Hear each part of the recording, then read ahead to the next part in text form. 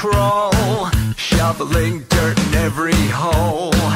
Predators to condemn your soul, watching you and watching me. We're all connected but separated, misunderstood and so frustrated. A million armies of one have invaded, watching you and watching me.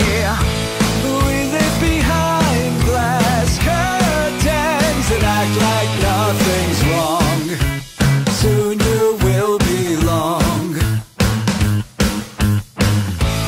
I know you're out there somewhere. We've watched you for so long. Wait for you to fall. We'll expose you all. I know you're out there somewhere watching me. The little brother wants to make headlines, be immortalized. Everyone's got an electric eye, we're the digital spies. They've watched you for so long. I know you're out there somewhere watching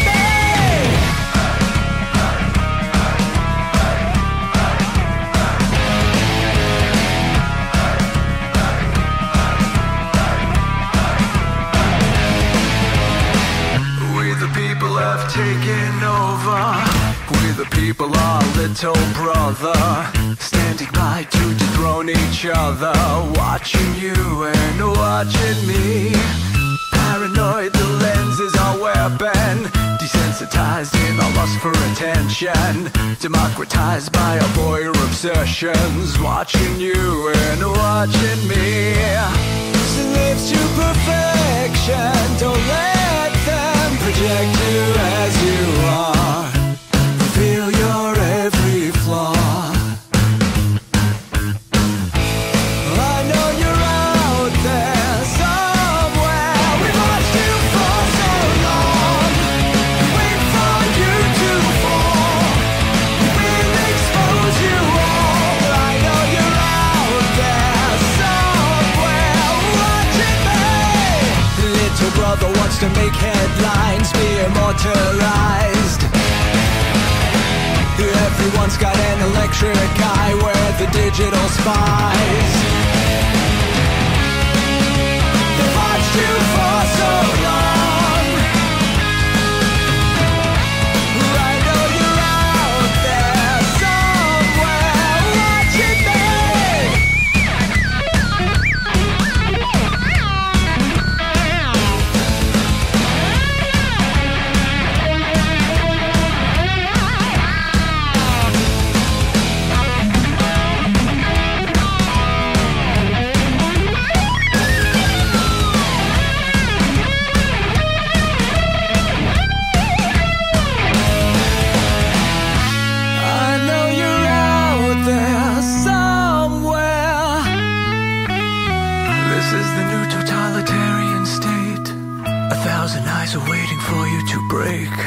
Stay in line, don't make a mistake. We're watching. We watched you for so long.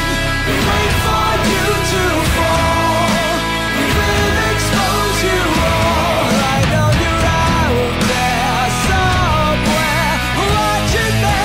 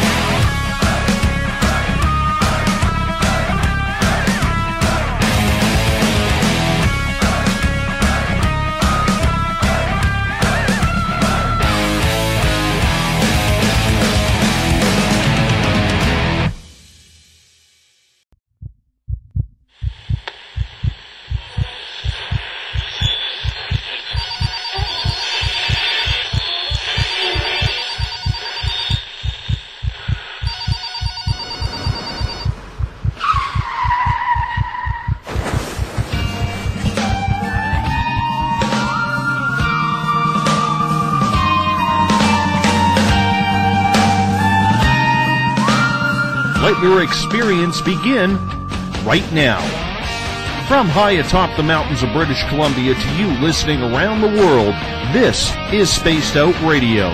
You can follow us on our website, spacedoutradio.com, on Twitter, @SpacedOutRadio. Give our Facebook page a like, Spaced Out Radio Show. You can follow us on Instagram, Dave Scott, SOR, or on our YouTube channel, Spaced Out Radio Show. They let us play with all our toys. They let us think that we're big boys. They let us make the louder noise, but women rule the world. They let us think we're Superman, that we're the only ones who can be strong, but we break on command, cause women rule the world. Buckle up, space travelers. It's time to go for a ride as we are live on Spaced Out Radio. I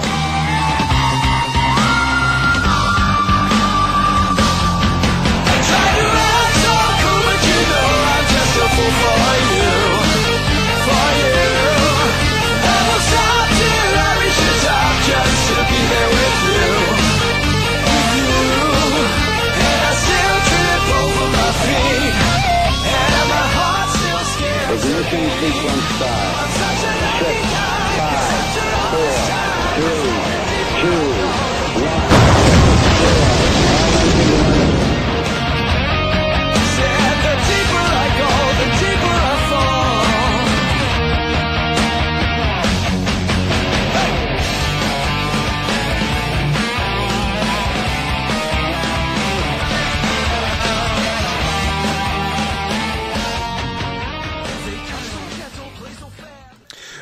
Good evening and welcome to Spaced Out Radio. Tonight I am your host, Dave Scott, and thank you so much for tuning in on the SHR Media Network, spacedoutradio.com, and on Spreaker as we come in from the frozen Canadian tundra, battle our way past the wild animals, sidestep Bigfoot, and enter Uncle Jimbo's cabin, stoke the fire, heat this place up, and broadcast you live on this Thursday night, early Friday morning if you're on the East Coast. Here at Spaced Out Radio, we do this thing 7 days a week, 3 hours a night. Why? Well, we want to be your official one-stop shop when it comes to the supernatural, extraterrestrial, conspiratorial, ufological, and so much more.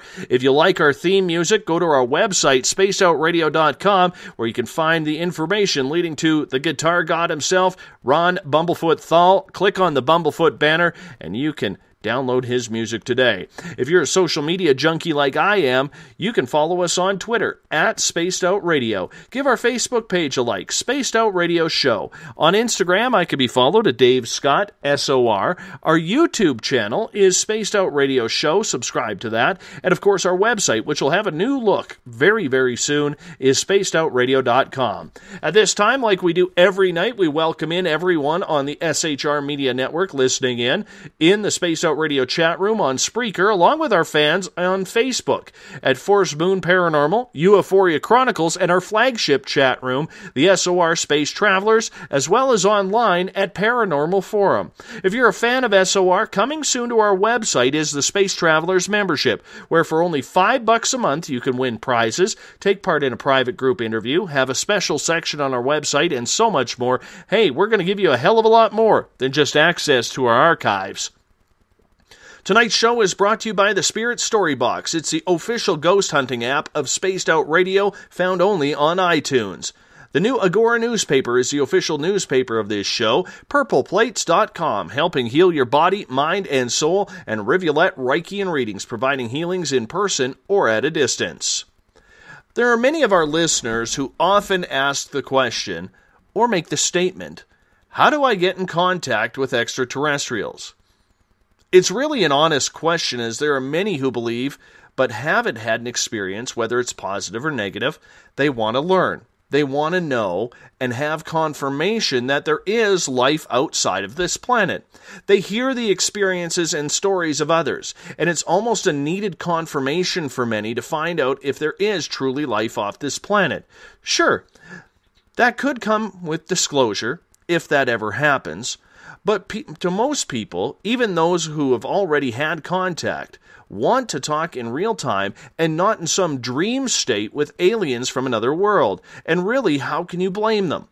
Well, maybe this technique will help. Dowsing. Susan Collins uses dowsing for her contact with ET.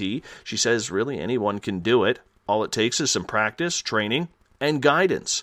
Susan is a part of our monthly series leading up to the Alien Cosmic Expo in just a couple weeks' time, June 24th to 26th in Brantford, Ontario. We're glad to be the flagship of these guests to come in and talk about it.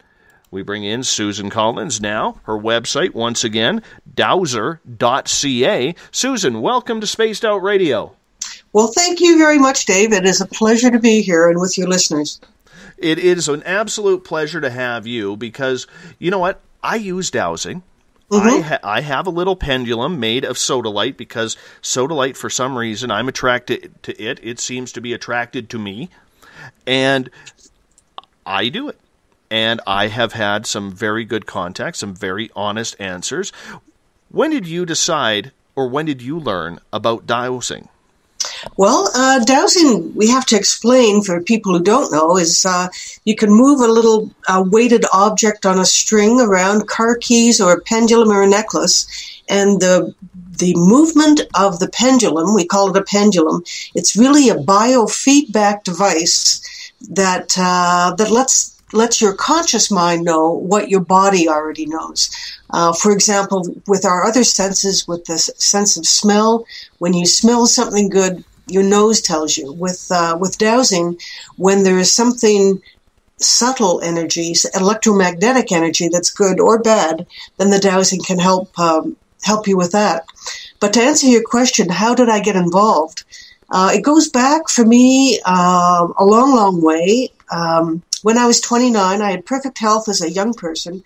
At 29, I got hit with rheumatoid arthritis and spent the next 23 years with my hands and claws on some big drugs and going through the rounds of all the traditional medical types of treatments, and nothing was really helping. So at some point, I just started going to the library, reading books on self-healing, and I found a book, Dowsing in Your Health. And that was really the book that changed my life because it talked about energies in the earth, energies in the environment, and gave a very simple method to be able to begin to understand the energies.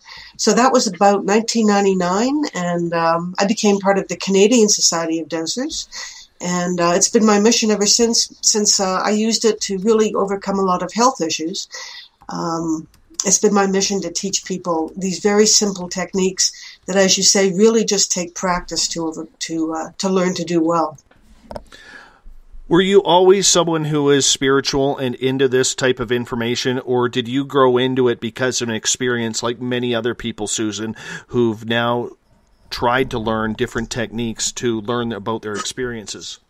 Well, I think there's a lot of us. From the time I was a little kid, I was always clairsentient. So I could always feel presence around me. And I didn't know what it was. And in those days growing up, nobody talked about that kind of thing. So I was literally afraid of the dark and everything in it until I was 45 years old. So that is a very long time to be afraid. So I could sense things, I could feel things. I'd go into a room and I could feel things there, and I had no way of determining what it was. So because I was frightened by that, I tried to block it out. I don't want to hear it. I don't want to see it. I don't want to know it. So I spent my life for the longest time pretending that it wasn't there. And it was really the experience with the illness that opened up my sensitivities, because I was forced to, really. At the time I found the dowsing, I had 2 little kids, and they, I was the mom on the couch, and I couldn't really play with them. So I was highly motivated to figure something out for myself. So it wasn't for me so much that I pursued this. It was for the sake of my children. I think that's a key with a lot of the journeys we go on. We get a challenge, whether it's physical or emotional. And sometimes, what is the thing that's going to kick us in the butt to get on with the journey? And for me, it was the arthritis and the desire not to be the mom on the couch. And I find that very interesting indeed, that you say dowsing can be pretty much used for absolutely everything, from health to connection spiritually or extraterrestrially. Yeah. I mean that just absolutely weighs a lot on my mind, because I know with my little pendulum that I have, and I have it within arm's reach here hanging on the wall, I've never really tried to connect with extraterrestrial energy. I thought it was just a gateway to open up myself to maybe get some answers from my own spirit guides or something along those lines, or to help people who I'm reading for or something along those lines. Not that I'm a very good reader of cards or anything. Right. But I never really realized that. Well, it's, I wouldn't recommend, for a beginner dowser, I wouldn't recommend starting off trying to contact aliens. For me, I've been doing this professionally for about 15 years as a personal management consultant, working with lots of different people and identifying and solving lots of different types of problems for them. The aliens, and this is my most recent book, I've written, this is my 8th book. The most recent one is Meet Alien Energy with Dowsing. It's been out a week, and I've already got orders from Sweden, India, and across North America. I think there's a real hunger for this information. But for me, it was starting off was simply with what foods can I eat? Because I could barely walk. I was exhausted all the time, so I had physical challenges. So the thing that I worked at was my physical health. So with dowsing, little pendulum going back and forth, and it's little. It can be big. Some people doesn't matter what it is, soda light or your car keys or a necklace, but you can use any weight on a string to start to figure out what foods will be healthy for you, and and what amounts of food. Back when I was quite ill, I used to drink Diet Coke in the early days before I knew better. And went to somebody who was dowsing for me, and she said, "Well, you can drink Diet Coke, but only half a." I shouldn't say the brand. I'm sorry. I hope that's not one of your sponsors. Let's just say Diet Pop. You can drink half a can of Diet Pop a day, and I thought, well, why drink any of it at all? So using the dowsing helped me to be more aware of myself and my place in it. So it was looking at my body systems, just physical systems to begin with, and then emotional systems. I worked, there's 3 broad categories that we work with, and those are earth energies, environmental energies, and psychic energies. So the psychic energies are the more sophisticated and more advanced techniques. They include ghost busting, as well as interspecies, interdimensional communication with aliens. So those are advanced techniques. It's important as you develop your skills to have a form of psychic protection. Because if you just pick up the pendulum and begin to dose and seek out aliens or ghosts or whatever it is, if you don't have psychic protection, you can get yourself into a lot of trouble. You open yourself up. We talk about going into resonance with things. So if there are toxic substances, and this is true whether it's in the environment or the earth, there are toxicities. If you go into resonance with those things, then you can become those things. Your body will start to vibrate at the same frequency as something that is not healthy for you. So step 1, psychic protection. What I use and what I've developed through my teachers. So I have always made it a point to go to conferences, the American Society, British Society, Canadian Society of Dowsers, and other regional conferences. And I try to study with the oldest people in the room. Because the wisdom of the elders is there. It's often not respected in our culture. And, people go to the young hotshot. But in fact, if you go to a person who's been working in a field for 50 years, they know very subtle things. So a lot of my teachers have died at this point, and we call them sky dowsers now. So they're no longer in the bodies that I knew them, but the energy persists and the teaching persists. But through all my going to conferences and chatting with people and learning, I developed what I call a dowsing protocol. And it's something that I do before I begin, and that keeps me safe. It builds kind of a tank that I work from. So I don't go directly to the energies. I build a safety place. I call it a tank. And it's through that psychic barrier that I work with these other energies. So, for example, I would never communicate directly with an alien or interspecies energy, but I do so through my guides. So you mentioned, I think that you have guides that you work with as well, and I think many of us do. We call it sometimes angels, guardian angels, or whatever we call them.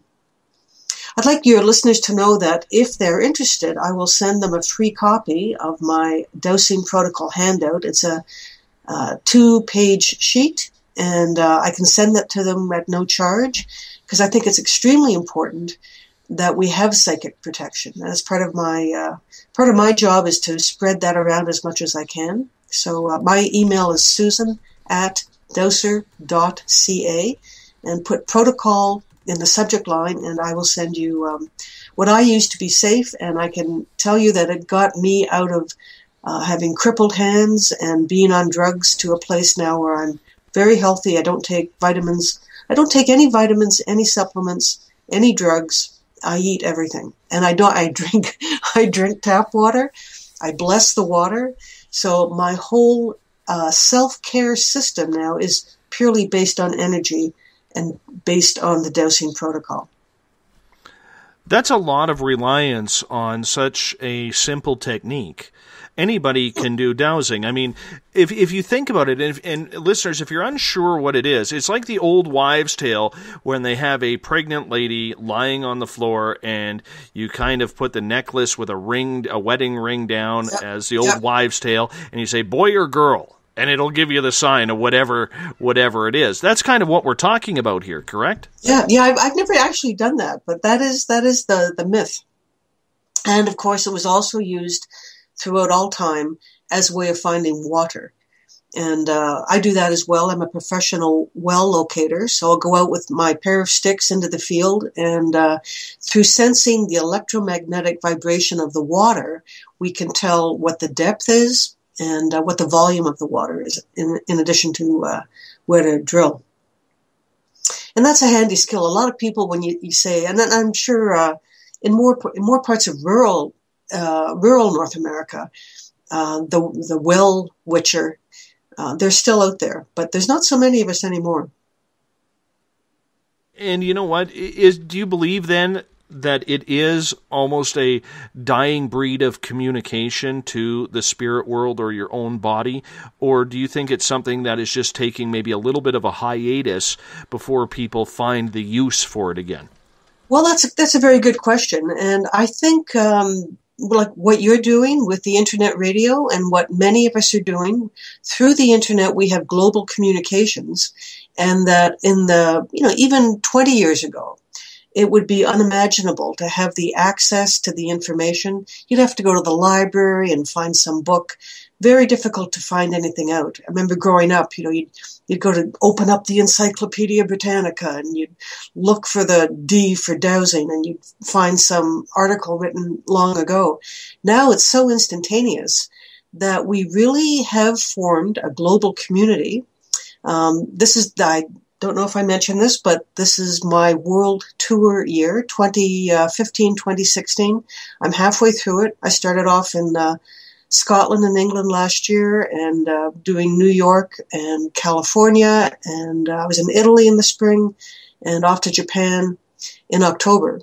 So this is really connecting the dots of the global community, and we can all do that now with Skype. Whether you go in person or on Skype, there is a trend now towards sharing information. I think in the great past, there were the mystery schools and the secret societies and the brotherhoods and the sisterhoods where information was not shared outside of a very small group. Even with the water witchers from the old days, it would be passed on within the family. And that was more as a means of earning a living, I think, rather than a special mysterious genetic skill. Today, with the internet, we are much more generous, I think, that we give out information to each other. We share information. So I call dowsing our birthright technology. It is in us. Whether we use it or not, we all have the ability to use it, except for the people who say, I could never do that. And then that becomes true. They could never do that because of their belief system. When you look at dowsing, a lot of people will say if you have a pendulum in your hand is going to shake. So it's actually your energy that is creating the yes or the no or whatever answer you want, and it's not really a spirit. How do you tell the difference between, even to a skeptic, between what is real communication and what is something that is your own body creating through shaking or something along those lines? Well, that's a good point. A lot of dowsing is kind of wishful thinking, so that the pendulum tends to give you the answer that you expect. It's very difficult, and this is where the practice comes in. As I say, any fool can dowse, but it's a little harder to be accurate. We have, discernment is a huge word that we work with.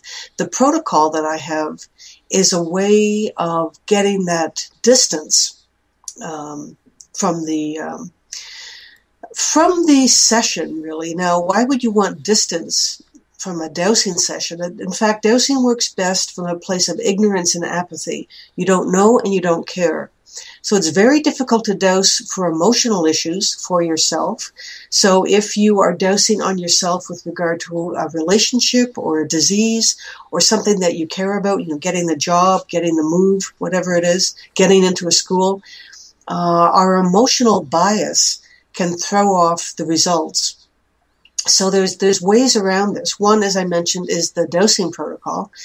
The other way, if you've got a variety of answers, we do something called blind dowsing, where you can get some file cards, all the same size, and you can write on one the word yes, on one the word no, on one the word maybe, kind of thing. Turn those upside down and mix them around, and then you can ask your pendulum, hold your pendulum over each of those blank cards, so you can't see the answers, and then ask which of these cards best represents the answer to my question. So that's what we call blind dowsing. And it's also very handy to have a buddy to work with. So I always say find community. So if wherever you're based, whatever country you're based in, you can just search term Canadian Society of Dowsers, American Society, British Society, or local dowsing groups, because there's actually lots of us around.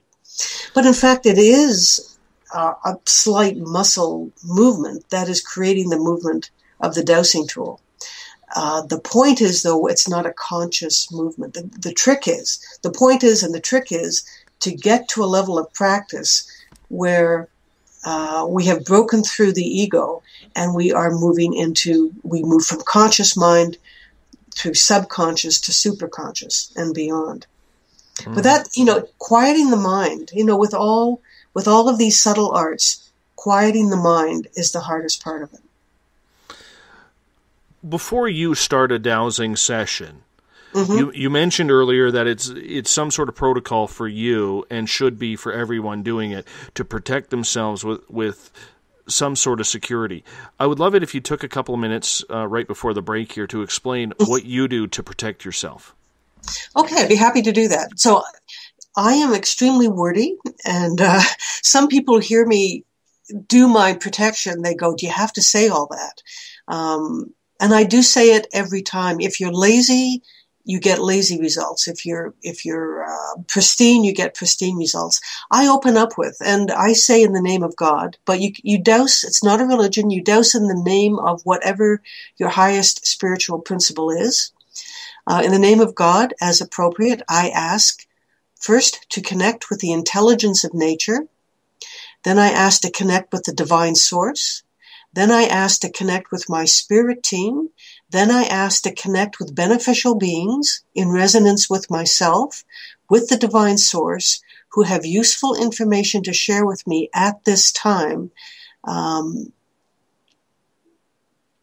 who are willing to help, basically. So that's the little tank. That's step 2 on my protocol. And then from then on, and it's going to take longer than just before the break, but that's the tank. And from then on, I say, when I'm approaching, say, alien energy, I would say something like, with and I'm very polite, with honor and respect, and through my guides, I approach the energies that are associated with the experience of the alien phenomena that I am holding in my mind, for example, and ask if you are willing to communicate. So this protects me if I just go straight in, and believe me, I did this in the past and suffered for it. If you go straight in to the alien or the ghost or, the disease, whatever it is, you have no protection. You need a fallback position that you can duck behind. So step 2 on the dowsing protocol, connect with the intelligence of nature, the divine source God, and your spirit team.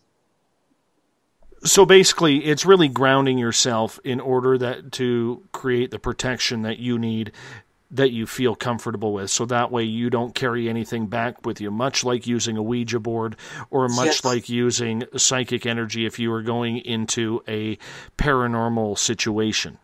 Yep. And a simple thing you can do, put your hand on your heart and remember a time when you felt love. And this could be love for your child, love for nature, love for your spouse. But if you can get your heart to remember love, that will create psychic protection right there. So the heart is really, the mind sets the intention. What are we trying to do? The heart is the engine that drives everything. If you can find that place of love and become love, you will be protected. We are talking with Susan Collins tonight on Spaced Out Radio, Dowsing, how we can heal ourselves and how we can connect with extraterrestrials. We're going to learn more about it as the night goes on here on Spaced Out Radio. You're listening to the Giant SOR. I am your host, Dave Scott. We'll be back right after this break. Would you like to become one of our space travelers? All you have to do is click on the Space Travelers icon at spacedoutradio.com. For only $5 a month, you can get access to some great prizes, as well as private monthly shows, newsletters, and a members-only section on our website. Become a space traveler today. Hi there. This is your medium, Joanna, from Spaced Out Weekend, 2 Mediums and a Large. I would love it if you would come and join us with host James Tyson every other Sunday on Spaced Out Weekend. Together, we will take your calls and your questions live. Our goal is to provide you with a positive outlook on deep questions that you may have. Questions regarding love, relationships, money, or whatever else is on your mind. Come and check us out at spacedoutradio.com. Every Saturday and Sunday night, as Dave Scott wanders aimlessly in the wilderness, you can come hang out with me, James Tyson, in Spaced Out Weekend. Starting at 9 p.m. Pacific, midnight Eastern, I'll take you along as we talk with some of the best experts in their fields. SpacedOutRadio.com is the place to find us. So sit down, relax, put your feet up. Enjoy the topics like the paranormal, supernatural, intuitiveness, and so much more. Hope to see you there. Hey everybody, this is Patrick Webster Small, and I'm here to bring you the Webster Phenomena every Saturday night. Live at 8 p.m. Pacific, 11 p.m. Eastern. If you're looking for aliens and extraterrestrials, well, we've got them. Big and tall, short and small. You're bound to find what you're looking for. So join me on the Webster Phenomena right here on Spaced Out Radio.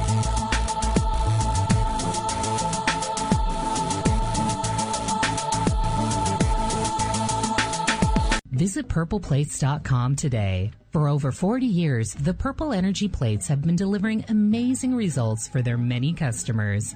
Inspired by the great genius Nikola Tesla, the harmony, healing, and energetic effects of the plates have proven over and over to be beneficial and often miraculous to thousands of customers. With their money-back guarantee and the many benefits, how can you afford not to get one? Check their site for daily specials and choose from their many energy products. You won't be sorry. Visit them today at purpleplates.com for mind, body, and spirit, and expect a miracle. Have you ever wondered about those weird and strange creatures people have reported throughout history? Do you wonder if those stories are real? Me too, and that's why I started Cryptopia.us.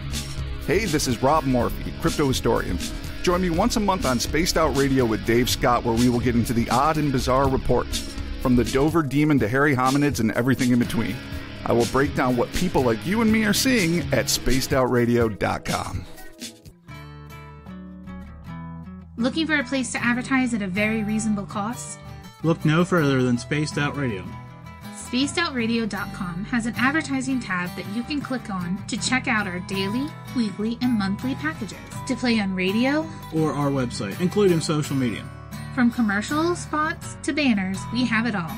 Check out our competitive pricing today. Hi there. I'm Butch Witkowski, lead investigator with U4Cop. On the final Monday of every month, you can listen to me and host Dave Scott on Spaced Out Radio's Strange Days. We're going to get to the heart of the matter when it comes to what's happening out there. People are seeing and experiencing things from ET contact to Bigfoot, and I want to hear about it. Your experiences are what we investigators need to help solve these unknown mysteries. So tune in at spacedoutradio.com to the final Monday of every month from Butch Witkowski's Strange Days. Want to connect with us online? Find us on Facebook, Spaced Out Radio Show, on Twitter, @Spaced Out Radio, on Instagram, Dave Scott, SOR, on YouTube, Spaced Out Radio Show, and our website is spacedoutradio.com. All right, space travelers, here comes the second half hour of Spaced Out Radio. Welcome back to Spaced Out Radio. Tonight, I am your host, Dave Scott. Tonight's SOR Space Traveler's password, courtesy of Bill Cardwell, is Rabdomancy. Yes, Rabdomancy. If you're playing along at home, the password is Rabdomancy. I want to welcome in every listener listening in on the SHR Media Network, over on Paranormal Forum, on the Spaced Out Radio chat room, on Spreaker, and on Facebook at Forest Moon Paranormal, Euphoria Chronicles, and our flagship SOR Space Travelers. Good to have you with us tonight. There will be no show tomorrow night. As I've been telling you for the last couple of days, I'm taking a rare night off because I have to go out of town to attend a funeral tomorrow. So I apologize, no show, but Uncle Jimbo, James Tyson, will be in Saturday and Sunday with Spaced Out Weekend. I will be back on Monday with Sasha and Janet Lesia, as they will be part of the Alien Cosmic Expo as well in just a couple of weeks' time. Remember, if you want to follow us on social media, you can do so at Spaced Out Radio. Give our Facebook page a like, Spaced Out Radio Show. On Instagram, I can be followed at Dave Scott, SOR. Our YouTube channel, subscribe to it, Spaced Out Radio Show. And our website is spacedoutradio.com. And if there's a guest you would like on this show that we haven't had on yet, or maybe haven't had on for a while, you can get a hold of Corey at bookings@spacedoutradio.com. Tonight we are talking dowsing with Susan Collins, her website, dowser.ca, and we are talking about how we can use dowsing to heal ourselves, communicate with our guides, communicate with paranormal spirits, communicate with extraterrestrials. We bring in Susan now as she is part of the Alien Cosmic Expo, one of the guests who will be taking part on June 24th to 26th in Brantford, Ontario, home of Wayne Gretzky. Susan, welcome back. Thank you very much. I met Wayne Gretzky once in Edmonton at Earl's. There you have it. Yeah. But you know what? I'd like to inform you that I am, in fact, a rabdomancer. That rabdos is a Greek word meaning a rod and is used as a form of divination. So rabdomancy is divining with a rod. And I can tell you, if I put that in my business card, people really wouldn't know what I was talking about. Well, I'm glad that you figured out the answer, because when Bill Cardwell comes out with the nightly password on this show, I just scratch my head sometimes saying, what kind of thesaurus is he having with us right now? I suspect that every word he gives you has got something to do with your show. So it probably does. It probably does. He is tricky. Fantastic. He is a Toronto Maple Leafs fan. So so it wouldn't surprise me if he tries to throw a little inlet there. You know what I'm saying? He's stoic. Quick Wayne Gretzky story. Okay. Sure. When I worked in sports radio in Vancouver, it was in preparation for the Turin Olympics in Italy in 2006. So we're talking summertime of 2006. Team Canada is practicing in Vancouver at that time, and they're at a golf course having a little golf tournament for the day, one of their breaks, and Wayne Gretzky is there. So I enter the scrum with Wayne Gretzky. It's the first time I've ever entered a scrum with him. And I'm standing literally shoulder to shoulder with him. There's only about 7 people around us. And I say, Wayne. And he goes, yes. And I froze. First time and only time I ever froze while I was giving an interview, because that is the great one. And he exudes that power. You know what I'm saying? Yeah. He looked in your eyes and you were lost. Yeah, pretty much. I mean, that's my idol, my hero. And I think for a lot of Canadian kids growing up during his hockey era, it was just the way it went, you know. And it kind of, I don't know, I froze. He's a real gentleman, too, I must say.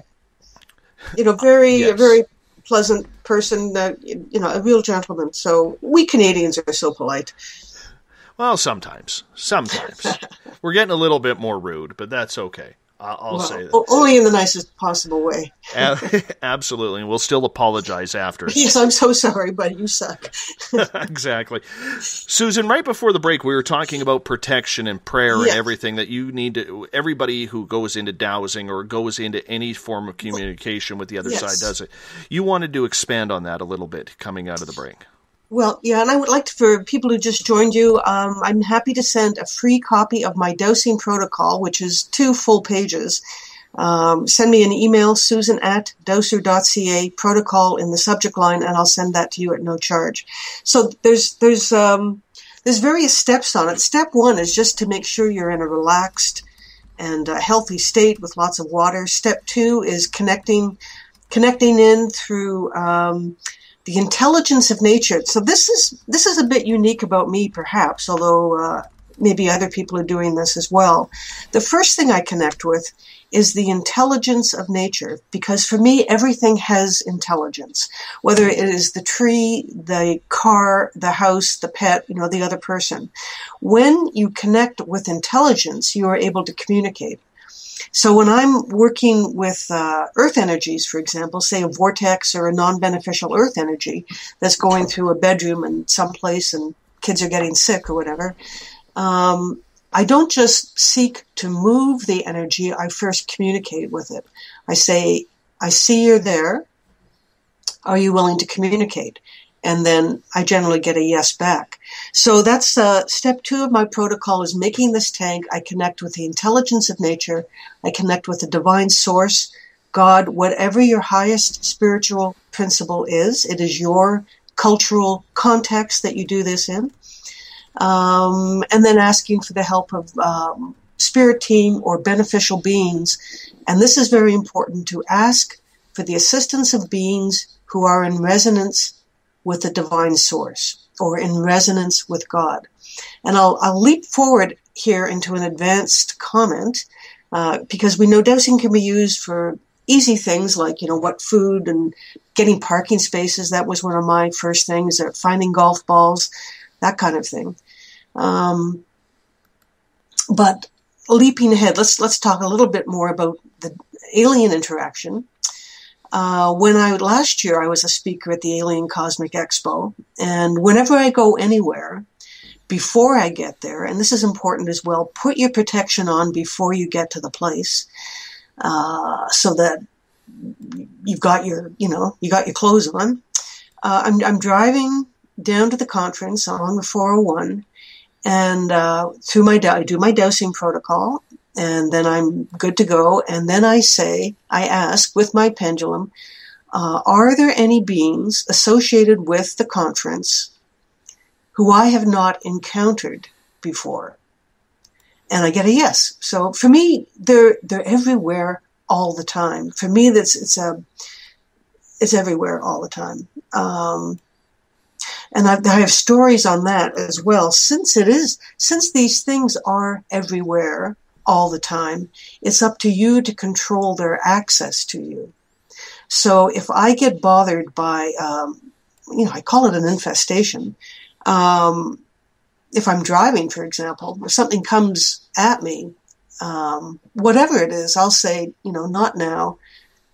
This is not the right time, and I'll make an appointment. Just as I would book a human client, I will book an appointment with a conscious energy from another dimension. Otherwise, they keep knocking on your door. Poltergeist activity, which is like the ghosts that throw things around and get very upset, they're just looking for some attention. And if you communicate with them and say, you know what, I'll come over and I'll work with you tomorrow, they'll calm down and wait for you to come in tomorrow. But anyway, that's a sidebar. Going back, so now we're driving down, we're going to the conference. I ask, are there beings that I have not yet encountered associated with the alien conference? Yes, they are. I ask, are you here for the best and highest good of all creation? That's a phrase that many of us dowsers use, and it's always been kind of considered foolproof. Are you here for the best and highest good of all creation? And the answer I get back is yes. And I feel pretty happy about that, because in my experience, beings that are for the best and highest good of all creation, they're probably good guys. But I'm because I'm so wordy and pristine, and I want to be really clear. No, don't make assumptions. The old thing, if you assume, you make an ass out of you and me. It's an old directive there. But so the next question I ask of these beings, very innocently, without judgment, this is works best from a place of ignorance and apathy. So I just very neutrally ask, do you want to take over the minds and bodies of people at the conference? And I got a very simple, why, yes, we do. And then I asked, well, have you already taken over some of the minds and bodies of people associated with the conference? Why, yes, we have. Do you want to take over my mind and body? Yes, we do. So there was like 3 or 4 questions that I don't think they were trying to trick me, but in their minds, they were there for the best and highest good of all creation, but it was their creation, not the human creation. So now when we're differentiating between beings, I don't go into species and grays and, all the names that people have. I simply refer to them as there are beneficial, non-beneficial, and neutral. So we want to be working with the beneficial ones. And the phrase that so far has worked for me is to ask if the beings are in resonance with the divine source. So you can say, you're here for the best and highest good of all creation. Yes. Are you in resonance with the divine source? And if you get a no on that, then they're not here for you. So in my book, I have pages and pages of questions, survey questions to ask. And I honestly don't think anybody has produced this kind of survey before. The whole alien experience, because I've been working with these energies for years, but I've never referred to them as aliens. But being involved with the Alien Conference, and I was in a movie last year called The Resonance by Dr. Lana Marconi, which is available through her website. It talks about the presence of ETs on the planet with some very big names in there, and I'm proud to be part of that.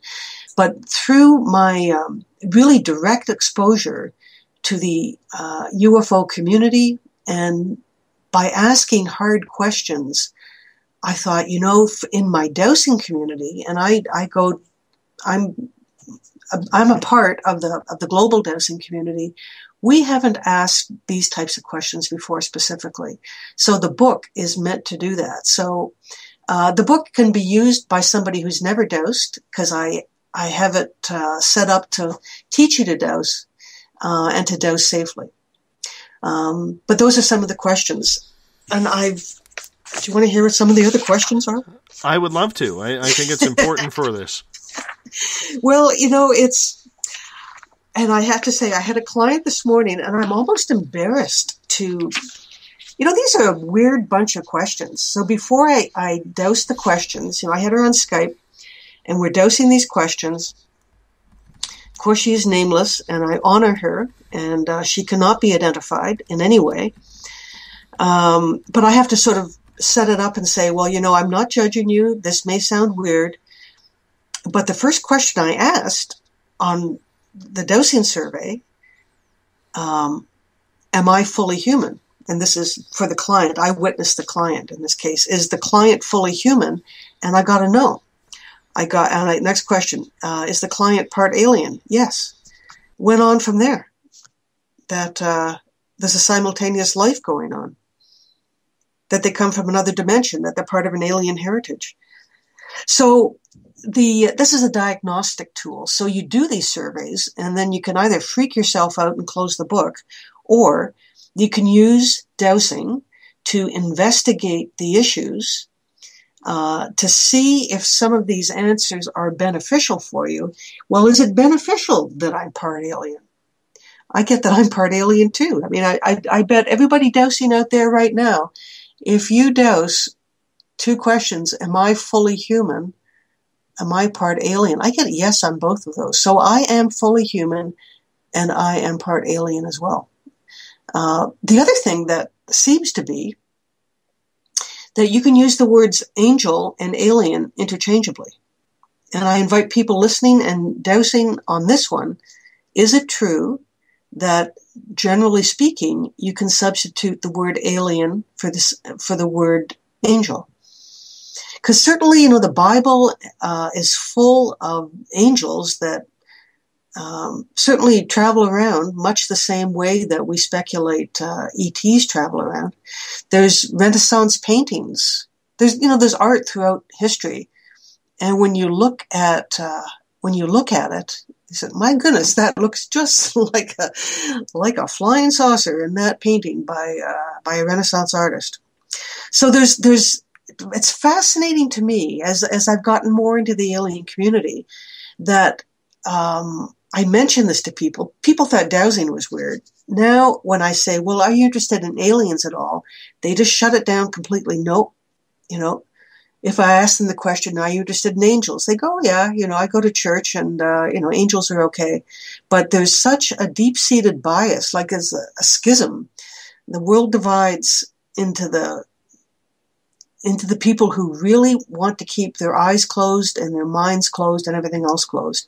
But today, the information comes out. We share the information. Many of us have experiences that can't be explained anyway. There's a book by Don Donderi, Donderi, called UFOs, Abductions. I've got it behind me on the shelf. Do you want me to get it right now? And yeah, we can get that right now. We have a little bit of time. Well, I'll find it. I think I actually, it's I put it in the bibliography. I have Don Donderi. He's a former associate dean at McGill University, now retired. Here's his book, UFOs, ETs, and Alien Abductions. Dan Donderi. Donderi, UFOs, ETs, and Alien Abductions. It's a magnificently researched book by a major academic that really, honestly, it appears to be irrefutable that there's plenty of proof for many of these things. Susan, I got a few questions coming in from our audience here. This one from Gail in the SOR Space Travelers Room. This goes back to the first half hour where you said that you used dowsing to help your arthritis. She's wondering how that worked. Yes. Well, thank you. Thank God that I found this stuff. So, just to reiterate, 23 years, my hands were claws, methotrexate, prednisone, chloroquine, diclofenac. I was told I was doing well for a disability, that, I couldn't go swimming. I could splash around in the end of the pool. And I thought, my God, they wanted to cut me open all over the place. So I became the poster child for self-help. And I, after trying drugs, those days was acupuncture and homeopathy and all this. None of that worked at all. For me, it was about finding the dowsing, finding out the earth energies were the first thing I looked at. The 3 broad categories I work with are earth energy, environmental energy, and psychic energy. The earth energies were fundamental. I found through the dowsing, and I just learned it out of a book, anybody can do this if you're highly motivated, that where I slept in the afternoon, my kids were young, they'd lie down for a nap, I'd lie down for a nap in a certain place on the sun porch. The longer I lay there, the worse I felt. And it turned out, once I got some dowsing rods, that I was lying on non-beneficial earth energies. Nowadays they call that geopathic stress. And I had collected all these very pretty crystals, and I had put them all around the edge of the room because I thought they looked nice. And all those crystals were amplifying the non-beneficial energy.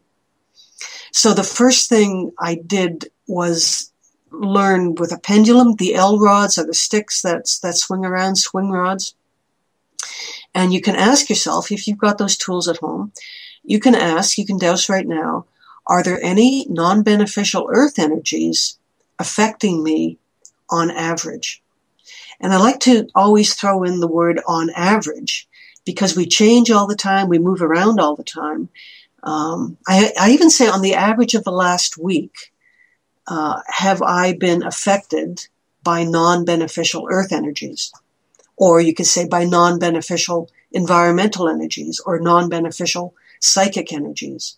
And then if you get a yes on that, I say it's like playing 20 questions with the universe. But with the arthritis, so I first, there was a whole room in my house I couldn't go in. My living room, the energies were so bad in there I couldn't go in there. I found the energies were going through my refrigerator, so my food was getting contaminated. So I learned to avoid. So, the very basic, they say move your bed. I had a client, a woman, she was dying. I went to her house. She's lying on the bed, and sure enough, she's lying right on the crossing of terrible, terrible earth energies. And I said, could you just sleep on the other side of the bed? Just move over like 3 feet, but she was already too weak to do that. And she died. So it was too late for her. So it's very important, to teach our children that this stuff works. So back to the arthritis though. So the earth energies, I learned to avoid them. With the foods, I learned that some foods were making me ill. So I mentioned the diet pop. I learned to avoid some of those things. The biggest environmental thing that you can do that will help your health for everybody is to unplug your Wi-Fi at night and to unplug your cordless phones at night. Well, unplug your Wi-Fi when you're not using it. Most of us use Wi-Fi all day long. For myself, when I don't unplug my Wi-Fi, my eyeballs hurt in the morning. I'm like the canary in the coal mine. So do not sleep with your phone chargers beside your bed. Another big one. So make sure your appliances are new. If you have copper pipes in your house and your power is grounded to the copper pipes, you are radiating EMFs through your whole house. So those are environmental issues that we can detect with dowsing as well. So there are things you can do there. For me, with the arthritis, going back to that again, and just this was my personal path. I believe that I was not fulfilling my soul's purpose. Now that sounds a bit highfalutin, but I do think that's true. It's as if, and I use the word as if a lot because that kind of quietens our left brain. So the left brain can't go, well, that's the silliest thing I've ever heard. You say, no, you know what? It's as if spirit, first off in business, gave me the skills to write and speak and do all kinds of things. Did that. I was in corporate Canada for 10 years.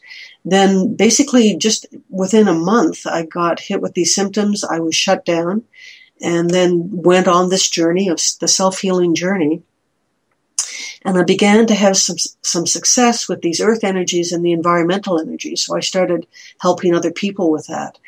Then I mentioned my kids a couple of times in the summer. So I began to help people in their homes. In the summer when my kids were home, I didn't do any extra work outside the home, just was with my kids. By the end of the summer, my hands would be starting to claw up again. So if I was not doing this work, talking about it, and teaching people, my hands would claw.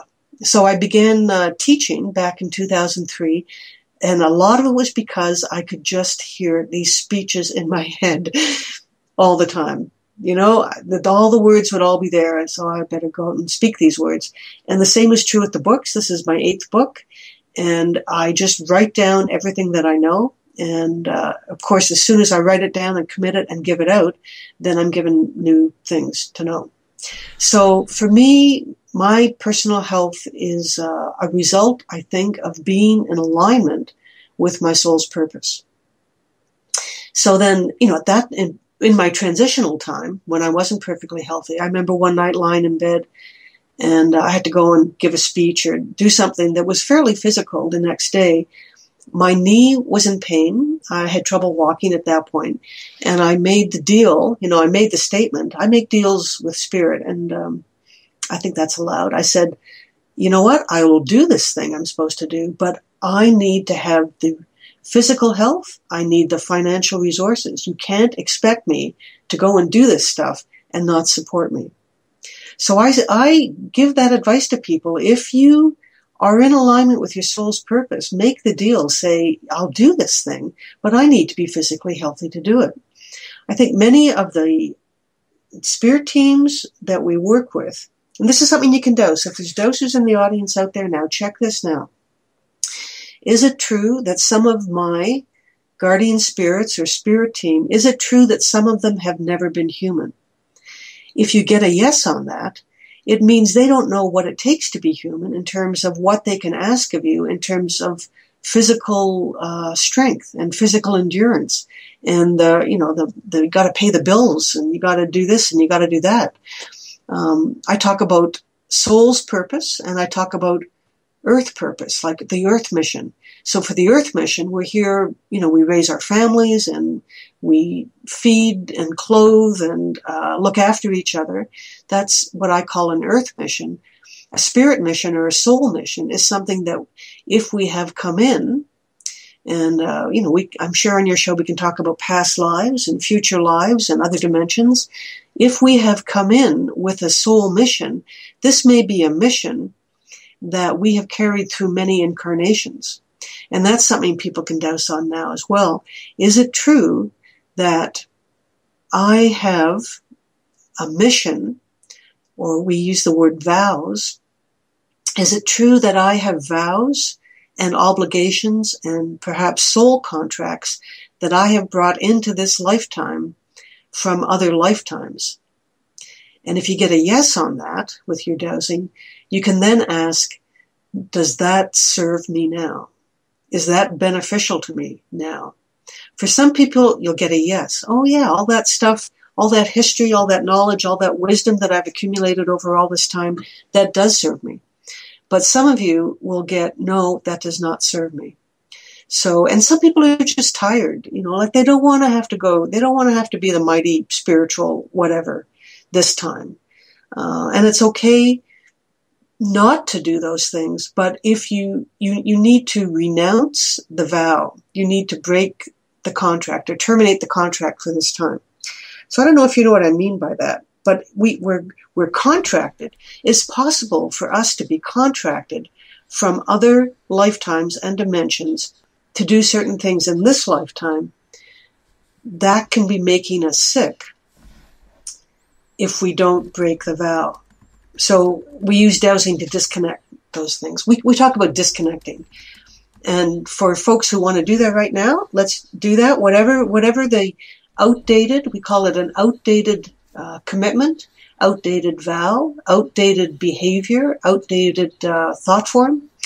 If you've got a pendulum, you can ask to disconnect the frequency of all non-beneficial energies associated with every aspect of my being. Say your own name, particularly those associated with whatever the vow might be. So, for example, if there's trouble in relationships, you might ask, please, in the name of God, whatever your principle is, I ask now to disconnect the frequency of outdated promises, commitments, vows that do not serve me in this lifetime. Now, my pendulum is going in a counterclockwise direction, which for me is a disconnecting motion. Right. So anybody that wants to, just throw all of that in, and we can do a little clearing at the end for everybody if you want to do that. Absolutely. Let's hop out and take a break here at the top of the hour. Our guest tonight is Susan Collins. She is a dowsing professional. Her website, dowser.ca. And in the next hour, we're going to get to more questions from Paranormal Forum and the Spaced Out Radio chat room on Spreaker. And we're going to learn how to connect with extraterrestrials. Susan is also part of the Alien Cosmic Expo happening 24th to 26th of this month in Brantford, Ontario. I highly suggest if you're on the East Coast, you drive on up or drive on over and check this thing out. The speakers are going to be incredible. You're listening to Spaced Out Radio. I am your host, Dave Scott. We'll be back after this.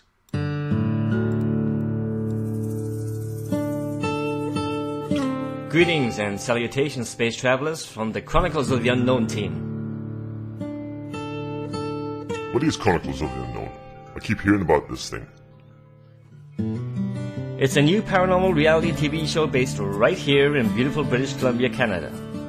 Follow our team as we uncover claims of activity on the Caribou Gold Rush Trail. You can also follow us here every third Monday, where 2 members of our team will be available to answer your questions. We'll give you some equipment updates and some of our experiences on the road, right here on Spaced Out Radio on the Spreaker.com network.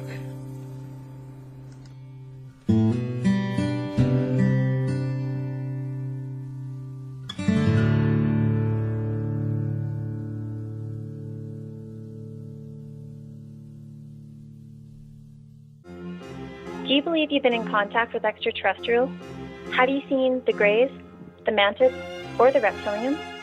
I am Samantha Mullet, and on the second Tuesday of each month, you can listen and learn from my experiences with off-worlders on Spaced Out Radio's The ET Experience. With host Dave Scott, we'll sit down and chat about what's going on with our friends from other worlds. We'll also try to answer your questions, so please tune in on the second Tuesday of the month, only on Spaced Out Radio. Are you interested in advertising on Spaced Out Radio? Head to our website at spacedoutradio.com and click on our advertising tab. There, you will find an assortment of ways you can get your product out there with us, from radio commercials to banners and social media. Have a product you like our hosts to endorse? We can do that too. Visit spacedoutradio.com for more details. Did you know that Spaced Out Radio runs 7 days a week? Hi, it's James Tyson from Spaced Out Weekend. Every Saturday and Sunday night, starting at 9 p.m. Pacific, midnight Eastern, you can join me and my guests for some great chatter about what's going on out in the universe, or even in that dark part of the basement you really don't want to go back into. Well, let's find the answers to your experiences together. So come on up to Uncle Jimbo's cabin on the weekend. For more information, look us up at spacedoutradio.com. You hear footsteps in the empty room above you. A rocking chair begins rocking by itself. Don't be afraid of the things that go bump in the night. Reach for Spirit Storybox, the iPhone app the Huffington Post UK called the only ghost hunting app you will ever need. Spirit Storybox. The spirits are telling their stories. Are you listening? Attention Spaced Out Radio listeners, for only $5 a month you can join Spaced Out Radio Space Travelers. Your membership at spacedoutradio.com will give you access to private fan area on the website, get you a monthly newsletter, draws for monthly swag, and a whole lot more. Sign up today to become a part of the Spaced Out Radio experience. Right here, this is where we divulge the fruit of our research. Here on the Webster Phenomena every Saturday night at 8 p.m. Pacific, 11 p.m. Eastern on Spaced Out Radio. And we give it up to you guys, all the listeners, and the live listeners usually get something special and hang out in the chat room. And we love to have you. So we'll see you every Saturday night at 8 p.m. You know where. If you're a fan of social media, you can follow Spaced Out Radio on Twitter at Spaced Out Radio. Give our Facebook page a like, Spaced Out Radio Show. You can also follow us on Instagram, Dave Scott, SOR. Our YouTube channel, where our archives are stored, is Spaced Out Radio Show. And of course, our website is spacedoutradio.com. And welcome back to the second hour of Spaced Out Radio tonight. I am your host, Dave Scott. Thank you so much for tuning in. Remember, SOR Space Travelers, the password tonight is Robdomancy. Robdomancy is the password. Thank you, Bill Cardwell, for posting that. Much appreciated. Remember, tomorrow night I will not be having a Spaced Out Radio show. It will be just silence on the air because I have to take a trip out of town to attend a funeral for a friend's mother who passed away earlier this week. So there will be no show tomorrow. Spaced Out Weekend will be on Saturday and Sunday with James Tyson. I will be back on Monday in the cabin's hot seat. Joining me in hour number 3 tonight will be Corinne DeWinter from PurplePlates.com as we continue the show with Susan Collins momentarily. I do want to remind you, though, that you can follow us on Twitter at Spaced Out Radio. Give our Facebook page a like, Spaced Out Radio Show. On Instagram, I can be followed at Dave Scott, SOR. Our YouTube channel is Spaced Out Radio Show. Please subscribe to that. And our website is spacedoutradio.com. I do want to remind you as well, if there's a guest you'd like to hear, or maybe you haven't heard one of our guests in a long time on this show and you'd like to hear him back, you can always email our booking coordinator, Corey, at bookings@spacedoutradio.com. We bring in Susan Collins now for the second hour, and she will be with us one more hour before she has to get to bed at 2 a.m. Eastern Time. Susan, thank you so much. Your website is dowser.ca, where you can also find her book, Meet Alien Energy with Dowsing. I love it.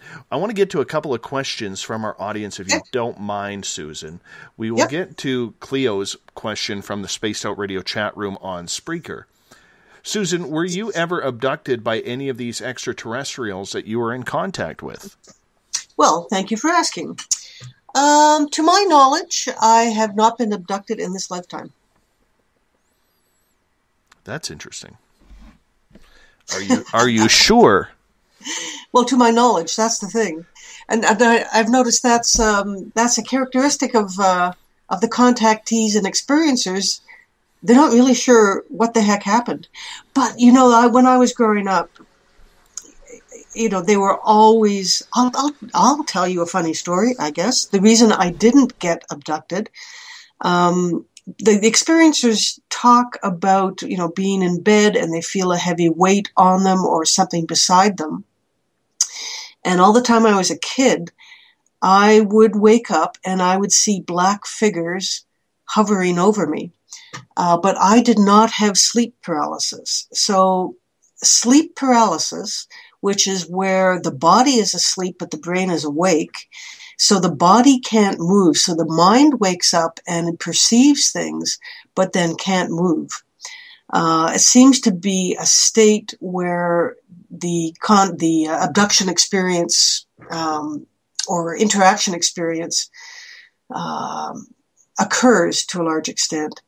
My response, I had a hypervigilance response, and I would throw myself out of bed.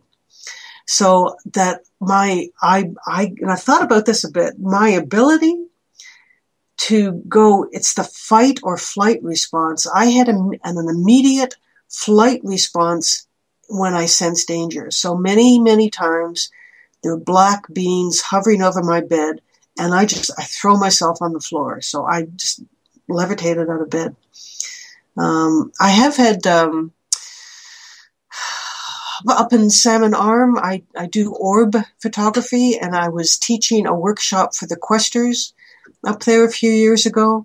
And we go out at night and we take pictures of orbs, which are the energy phenomena that we see often on photographs, and so people see with their eyes. I came out of the hotel, beautiful hotel on the lake. If you guys have been up there, or you can imagine a dark lake surrounded by mountains in a rural area, and I see lights shining down from the sky, big searchlights, like a fleet of helicopters shining down from the sky. And my first thought is, oh no, my orb photography night is ruined because of all these lights. And then my next thought is, wait a minute, there is no sound, there are no aircraft, and immediately the lights blinked off. So I don't know if they were just looking or what they were doing there. I am conscious. So let me talk about the Dowser's brainwave state. To me, and I make this point in the book as well, to me, abduction occurs when we lose our sovereign being. So it's kind of like they sneak up and grab us when we're not looking because we're not fully conscious. I make a point that if we can stay conscious, we get to choose, because the human power, one of our human superpowers, is the ability to choose things. And if we choose not to be abducted, then I don't believe we will be abducted or can be abducted. Part of the Dowser training, there's the ability to maintain awareness in all brainwave states. So there's beta, alpha, theta, delta. Typically when we fall asleep, we fall into a theta or delta state without the other brainwave frequencies active. Lucid dreaming, if you can train yourself to lucid dream, which is basically just before you go to bed, ask to experience and remember useful information, so that when you wake up in the morning, you've got all the fresh ideas. If you can stay sovereign of your brainwave states, stay active in your brainwave states, I don't think you can be abducted. But I interact with alien intelligence all the time, and I've been doing that for years. And yes, I encounter non-beneficial ones, and I encounter beneficial ones, and I encounter ghosts as well. There's a lot of earthbound stuff. There's a lot of other dimensional stuff. My personal feeling on this is not necessarily that aliens come from another planet. I think they come in part. I think it's a high probability they come from different dimensions in our proximity. I'm still not sure. The closest I've been to a UFO is 150 yards. After it called me outside and landed on the ground, I did not see it land, but when I asked it to turn its lights on, it did 3 times for me. Telepathically, I guess, eh? No, verbally. Oh, verbally. Yeah. And it was weird because when I had that experience, it was very, very real. I had a person with me. I was called outside. And I remember feeling the anxiety. How did you get called outside? Believe it or not, I thought I was having a migraine. Oh, okay. And because I suffer from migraines. Yep. And about half an hour later, I realized after the pain had shifted from the front of my head to the right side over to the left side, that it wasn't a migraine, that it was actually shapes pulsating in my head. Oh, interesting. It started off as a square, then went to a triangle, and went to a circle. Now, I've had one other person on this show, Wilbur Allen, who actually experienced the exact same thing. I've never heard of that. Of the pulsating shapes. And then I was absolutely overcome by anxiety that I had to go outside right then, right now, get my shoes on, run outside. And I went outside with a friend, and literally in the same volume that I'm talking to you, I said, "You called me outside out of peace, love, and light of God. Can you please show me where you are?" And 150 feet or 150 yards away from me and my friend, the entire tree line area in between these two rural properties lit up like a Christmas tree. Wow. And, you know, when you have something like that, and I've said this many times on this show, when you have an experience like that, Susan, you look for logic, if that makes any sense. So I'm thinking somebody went to Canadian Tire or Lowe's or Home Depot and got one of those 100,000 candle watt flashlights. And I'm thinking, well, there's no way it could cover that area. But I'm looking for signs of humans. Do I hear voices? No. Do I see shadows of people? No. Is the light shaking like it would if you're holding a heavy flashlight? No, the light is still. And then after 30 seconds, the light went off.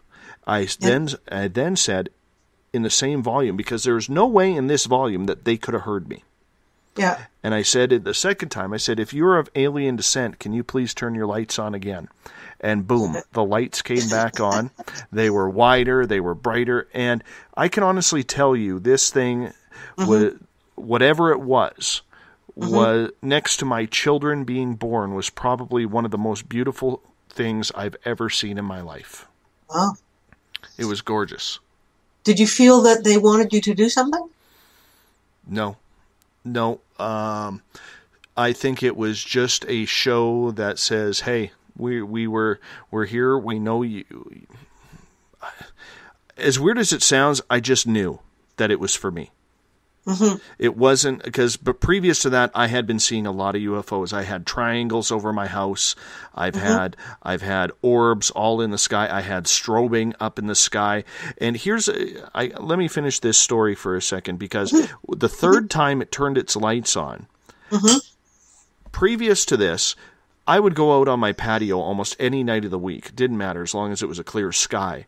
And I would stare up at the stars, and I would see way up high, like satellite level high, I would see strobing. And I'm an airplane fanatic. I love aircraft. Doesn't matter if it's civilian or military. You learn the strobing of an airliner or a military aircraft or a civilian aircraft. You learn it, And then all of a sudden, up high in the sky, you would see like flash, flash, and then flash, flash, flash, and then a single flash along its path. And, that's not human. You know what I'm saying? And what confirmed that for me was the third time it turned its lights on. As it was turning it turned off its lights, and then on the ground, it started strobing us, just like it did in the sky. So it really showed to me personally, that this is something that is real. This is not a figment of my imagination, and it was very enlightening. I'm not gonna lie. I did. It rattled me. It really did. But you don't expect to see that. No, but it also led to an experience 5 days later, where I took an ET contactee friend of mine to the property where it happened, and we walked back into the forest behind the property, and that's where she said, before we went in there, she goes, we're probably going to see something back there. And I said, yeah, I know. And we walked into that forest about 80 yards. Underneath the canopy, there's an open area. And she goes, she stopped me. She goes, Dave, I want you to look straight ahead and tell me what you see. And I looked straight ahead, and 200 feet in front of me, God is my witness, there was an extraterrestrial standing about 10 to 12 feet high. And this is 2 o'clock in the afternoon, clear sky. And what happened then? That's when I had my absolute change in my whole life path. And I basically then knew that everything I had learned up to that moment was, I don't want to say fictitious, but it was what was surely a very large piece of rules and regulations in my life had now become a very, very small chapter in my book. They invited us over. They were telepathically communicating with Samantha. They invited us over. And here's where I figured out that extraterrestrials are not all that bad. Because what happened was, they said, you are more than welcome to come over and say hello. We are not taking you. However, and this is speaking through Samantha, they said, however, they are concerned for my health, because at that point I kept on repeating the words, what the F is that? What the F is that? Oh my God. I'm 40 years old when this happens. And I'm 43 now. Okay. This is life altering. I mean, you know what? I grew up in a family much like a lot of our listeners. God is good, devil is bad. Be good, go up. Be bad, go down. Okay? These are the rules you live by. But at no point in my life, in my first 40 years, did someone explain to me, what the hell do you do when you see an extraterrestrial standing right in front of you? That's why it's good you've got the show and there's a conversation going there. It's funny, though, because since I started this show, Susan, I haven't had any ET contact. Well, you're doing what you're supposed to. Probably your soul mission here or something. Maybe you can dose for that one. Maybe. You would dose. Yeah, was like I got sick. Like nobody comes to this place without being kicked. I got sick and got kicked. You had all these visitations and experiences and got kicked. You got kicked out of your regular life. Yeah. Most people are quite happy just having their life and carry on. But the folks listening here, I think every one of them, something's happened to them that's taken them on a new path. Absolutely. I want to get to Lynn's question in Paranormal Forum. She is asking, Susan, do you have an opinion on what the extraterrestrial agenda is here? Good question. As I mentioned earlier, I don't describe them as different species, but I describe them by characteristic, categorize them that way by either beneficial, non-beneficial, or neutral. The neutral ones don't really interact that much, so it's not that big a deal, really. So there's two categories we're working with. One is beneficial, one is non-beneficial. There are plenty of non-beneficial ones around and plenty of beneficial ones around. So if you want, do we want to do some dosing on this to figure this stuff out? What do you think, Dave? Let's do it. We got about 4 minutes before we got to go to break here. Okay, well, in 4 minutes, we'll do it really quickly. This will set you up for the next break. For those of you who are dosing, or those of you recording, anyway, here's the questions before you interact with aliens. These are questions you need to get good answers to. Question 1, can I now dose well enough to answer the following questions safely and accurately? Should I do something else before answering these questions, such as drink a glass of water, be better rested, be less emotional? Should I dose these questions later? Should I ask someone to help me get accurate dosing answers? Do I have enough psychic protection to proceed? Is my dosing accurate, low, medium, high? Is it best for me to dose the alien questions that I'm planning to? So I threw these questions at a friend of mine and asked her to, please read my surveys and see what you think and give me some feedback. She couldn't get past that first page because she got a no on everything. So one thing with dosing, once you get your guidance in, you've got your spirit team and God and all the rest, trust them. With dosing, we say, may I dose for, can I dose for, should I dose for these things? And these little questions, am I accurate? Am I safe? If you get a no, do not proceed, then do not proceed. If I've got time for one little second, one of my missions has been peace in the Middle East. I found myself one day flying in a jet over Iraq, and I thought, hey, this is the perfect opportunity for me to do some dosing, to bring balance down there. And I asked, may I do this? No. Can I do this? No. Should I do this? No. And I asked about 3 times, got a no every time, but I started doing it anyway, just because I was stubborn. And I was on a 10-hour flight, and the only time that there was a problem on the flight, the whole plane started to shake. Big, big, big vibration. And then I put down my pendulum and said, no, I'm a tourist. I'm not doing it.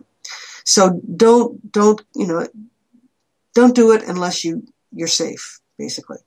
So after the break, we'll talk more about good and bad aliens. Oh, we can talk more now. Well, we have about 2 minutes before we have to go to our break, so we ate up half the time there. When I think the biggest issue that a lot of people have that tune into this show is the differentiation between positive or negative extraterrestrials. Because there is so much debate over if they are positive, why the hell are they taking us? Why the hell are they impregnating women? And, it's almost like rape. Let's be honest with you here. Oh, yeah, it is. Well, there's lots of different kinds. They're not all one kind. So how many species do you think are coming here? Well, as I say, I don't do species because that's detail. Beneficial, non-beneficial. That's all I'm looking at. I don't care how big they are, how tall they are, anything. But here's if we've got 1 minute or so here. Yeah. Okay, so determining if an alien is beneficial or non-beneficial. This is true for any being. I asked 2 questions. The first one, so you've got your pendulum, you've done your dowsing protocol, you've got your psychic protection, you're going through your guides. With your dowsing tool, you ask, are you in resonance with the divine source? So those of you who have spirit teams or are working with interdimensional energies or communication, you can ask them that now. Are you in resonance with the divine source? And then a phrase John Living gave me. He's an English guy living in BC or maybe Calgary now. He, very wise man, he said to ask them, do you accept divine holy love? And that's not a phrase I would use in my own life, but I use that now whenever I meet a new type of being. Do you accept divine holy love? And I don't know, there's universal laws, but these things don't seem to be able to lie. Do we have time to actually ask some more questions, or? You know what? Let's get into it right after we get right back. Because okay. you know what I want to do? I want to bring my pendulum out, and you be on your side. I'll be on my side, and let's see if we can get this thing going and see what comes out. Because I'm very, very interested in this. Okay, good. All right. You're listening to Spaced Out Radio tonight. Our guest is Susan Collins. Dowser.ca is her website, or if they're on the East Coast, Doozer. Because the Americans are making fun of us and our accents tonight, Susan. So, we will be right back after this, and we're going to have a little bit more play on the pendulum. Have you ever had an extraterrestrial experience? One you just couldn't explain? Well, maybe I can help. Hello, I am Samantha Mullet. On the second Tuesday of each month, I will join Dave Scott on Spaced Out Radio to bring a human aspect to ET contact. It's something I've lived with my entire life, and I'd love to help you understand. Let's share our experiences. The ET Experience, the second Tuesday of each month, only on Spaced Out Radio. Fairies? Bigfoot? Dogmen? Trolls? Goblins? Hey, if it's cryptid in any way, I'm looking into it. Hi there, this is author Ronald Murphy, also known as Spaced Out Radio's Crypto Guru. Join me every second Wednesday of the month on Spaced Out Radio with Dave Scott, where we will talk about the stories people call tall tales. I will fill you in on the latest sightings and the hidden histories that are causing quite a stir. You can find everything at spacedoutradio.com. Hi there, this is Jolene with Rivulet Reiki and Readings, and I want you to relax. Let me help you chill out and get in touch with your body, mind, and soul. In this busy world, sometimes we need to let go, and this is where I can help.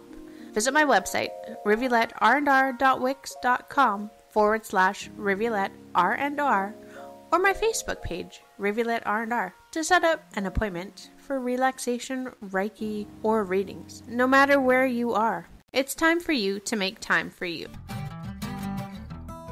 Would you like to expand your clientele? Have you ever thought of online radio advertising? Check out spacedoutradio.com to get your name out there. Our listeners support those who advertise with us, so why not give it a try? We have the most competitive advertising prices out there. Just click on the advertising tab on spacedoutradio.com and contact us today. Are you an ET experiencer, but you just don't know what's going on? Are you too timid or shy to discuss it with anyone? Maybe I can help. Join me, R. Keith Andrews, the first Friday of every month on Spaced Out Radio, and I will help you to find the answers you're looking for. Together, I will help you understand the off-worlders and the true meanings behind your experiences. All you have to do is join us in the Spaced Out Radio chat room. See you there. Every Saturday and Sunday night, as Dave Scott wanders aimlessly in the wilderness, you can come hang out with me, James Tyson, in Spaced Out Weekend. Starting at 9 p.m. Pacific, midnight Eastern, I'll take you along as we talk with some of the best experts in their fields. SpacedOutRadio.com is the place to find us. So sit down, relax, put your feet up, enjoy the topics like the paranormal, supernatural, intuitiveness, and so much more. Hope to see you there. Hi there, this is your psychic medium Joanna, and I would love it if you would join us every other Sunday on Spaced Out Weekend. With host James Tyson, we'll bring you personal psychic messages on two mediums and a large. Questions about love, life, career changes. We would love it if you would come and join us live. Call in and listen in for the experience. Allow us to open the doors to your other side. Two mediums and a large, heard only on Spaced Out Weekend at spacedoutradio.com. Would you like to become one of our space travelers? All you have to do is click on the Space Travelers icon at spacedoutradio.com. For only $5 a month, you can get access to some great prizes, as well as private monthly shows, newsletters, and a members-only section on our website. Become a space traveler today.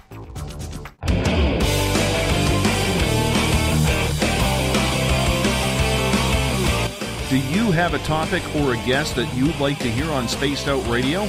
Let us know at spacedoutradio.com, where you can sign up to become a Space Traveler member today. Or you can find us on Twitter at Spaced Out Radio and on our Facebook page, Spaced Out Radio Show.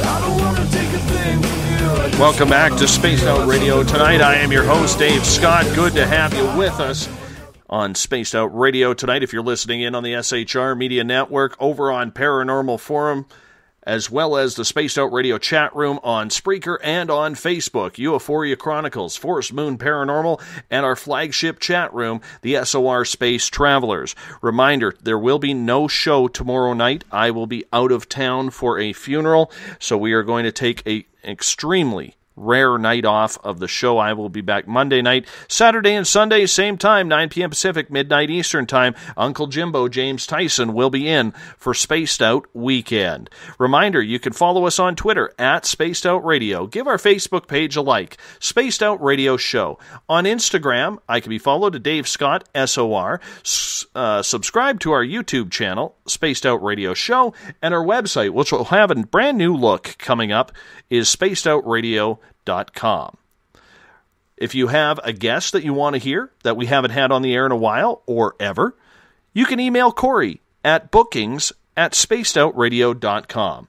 Tonight we bring in, for the final time tonight, Susan Collins. Dowser.ca is her website. We are talking dowsing and how we can connect with spirit, with ourselves, with extraterrestrials. Susan, I have a question from Gloria in the SOR Space Travelers room before we get to our pendulums, because you have yours. I have mine in my left hand right now because I'm left-handed.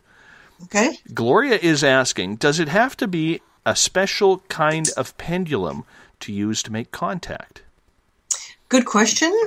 In my belief system, anything works at all. So some people like to have expensive, shiny tools. I suggest that you pick up a tool that you find attractive, that calls to you, and just try that. If you are going to a store to buy one, just try a few out and see what works for you. What I do with my tools, when there's a new tool around, I say, hello, tool. I say, do you want to come home and do good work with me? And that's kind of a programming of the tool so that it only does good work.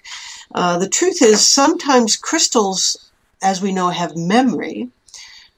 So you might want to clean your crystal. You can do that. Sometimes you can put it out in a rainstorm or a lightning storm, or put it in salt or under running water.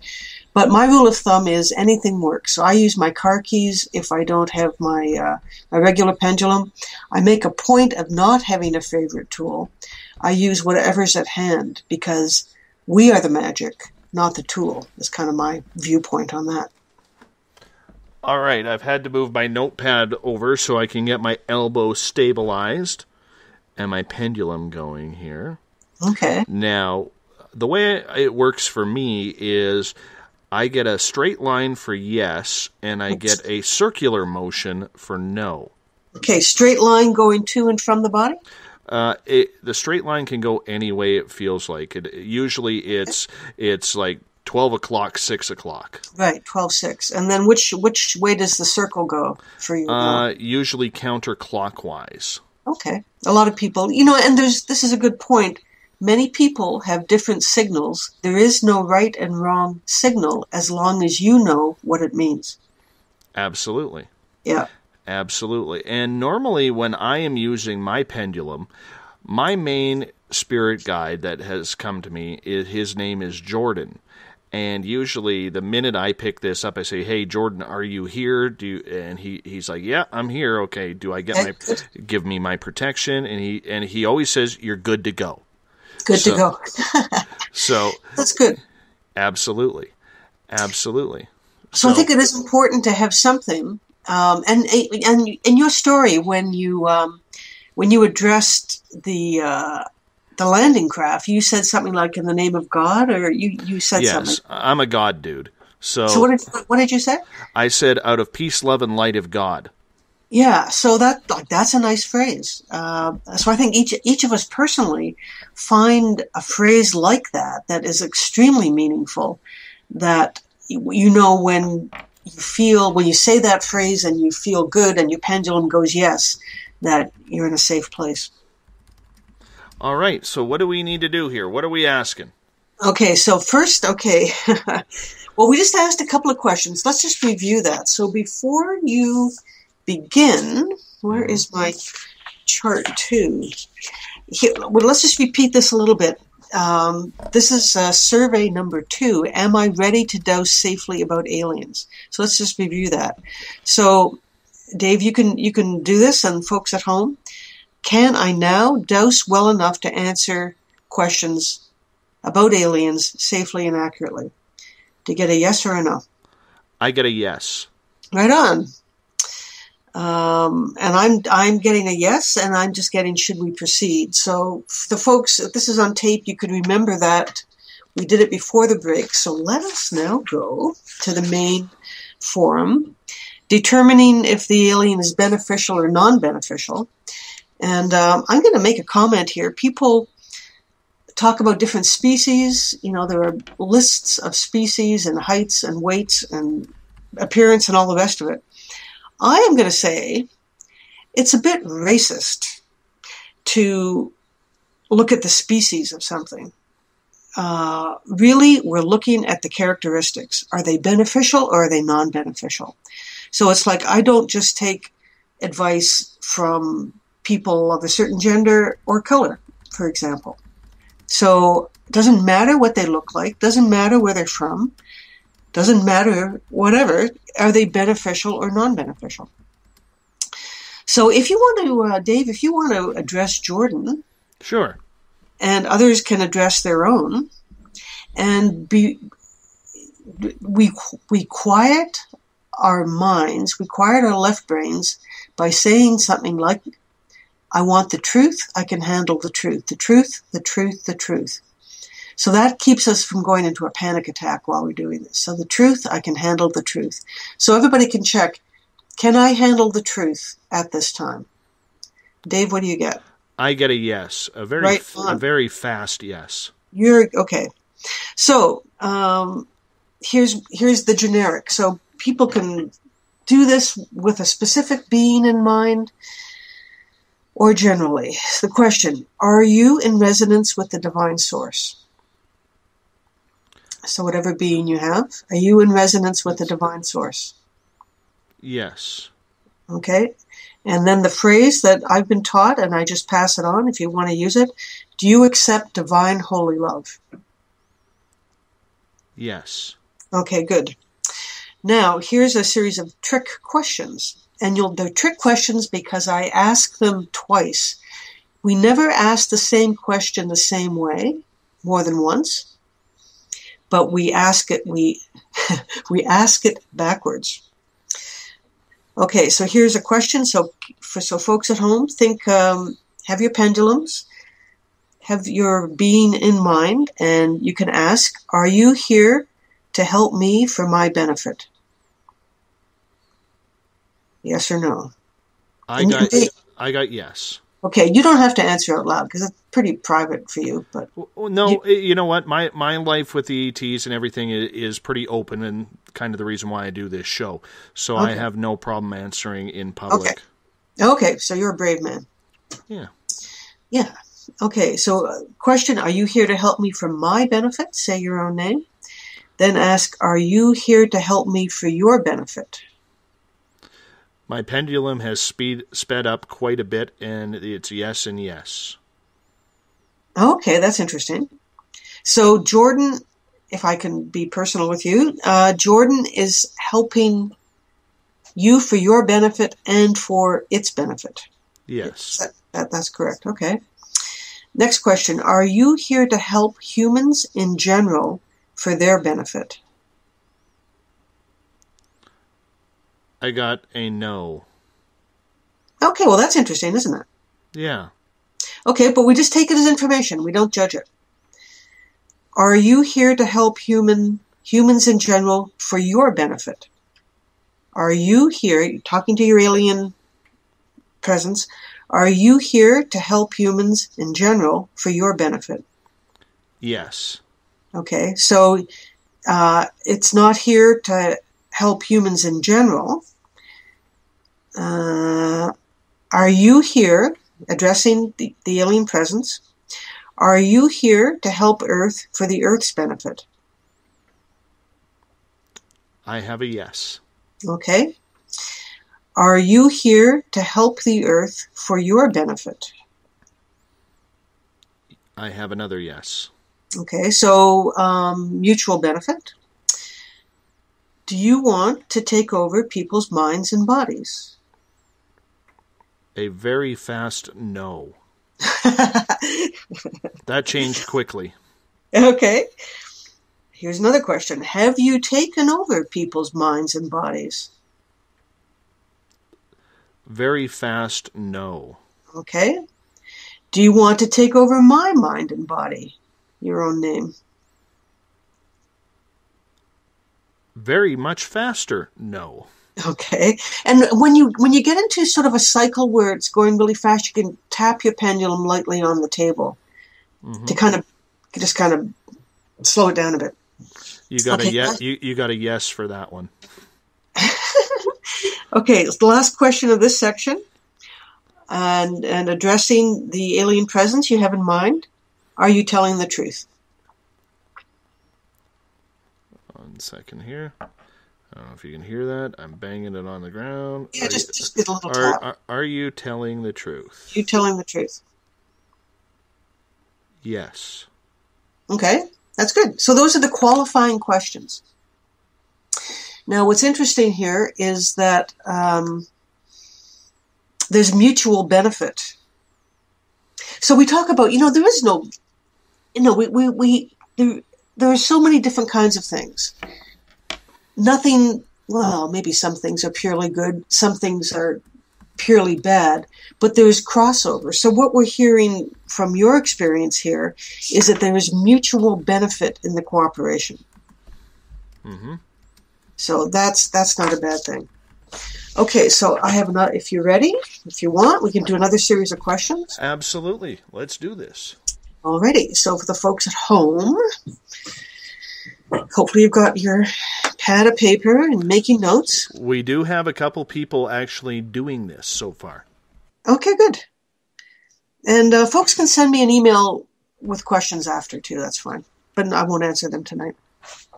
Okay, this is Survey 10 from the book, Interview with a Beneficial Being.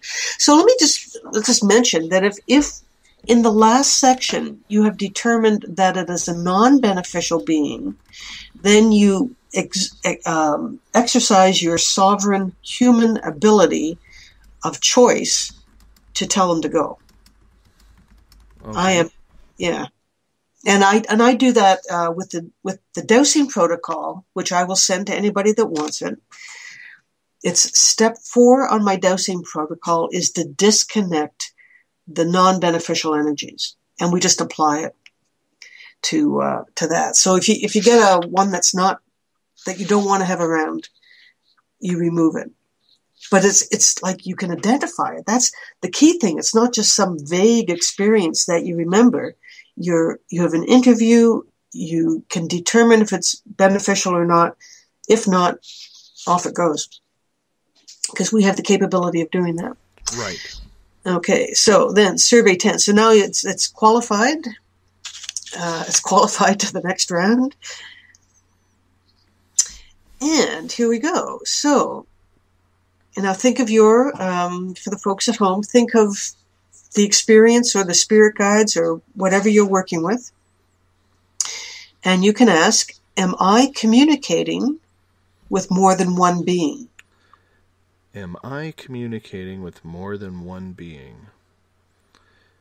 Yes. Yeah. Okay. So then, I'll just, you can ask your pendulum to swing for your yes.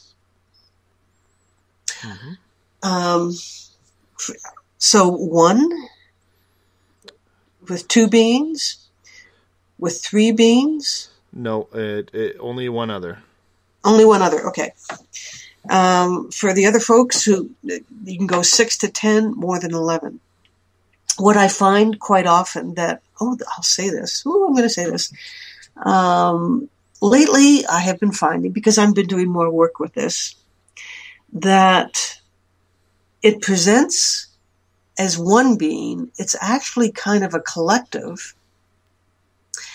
And I was interviewing a group of them the other day, and I was challenging them, and they backed right off. Like at first they wanted to kind of communicate, and then when I challenged them, they did not like that at all. And so sorry, they didn't say this, but it was basically, oh, sorry, we made a mistake.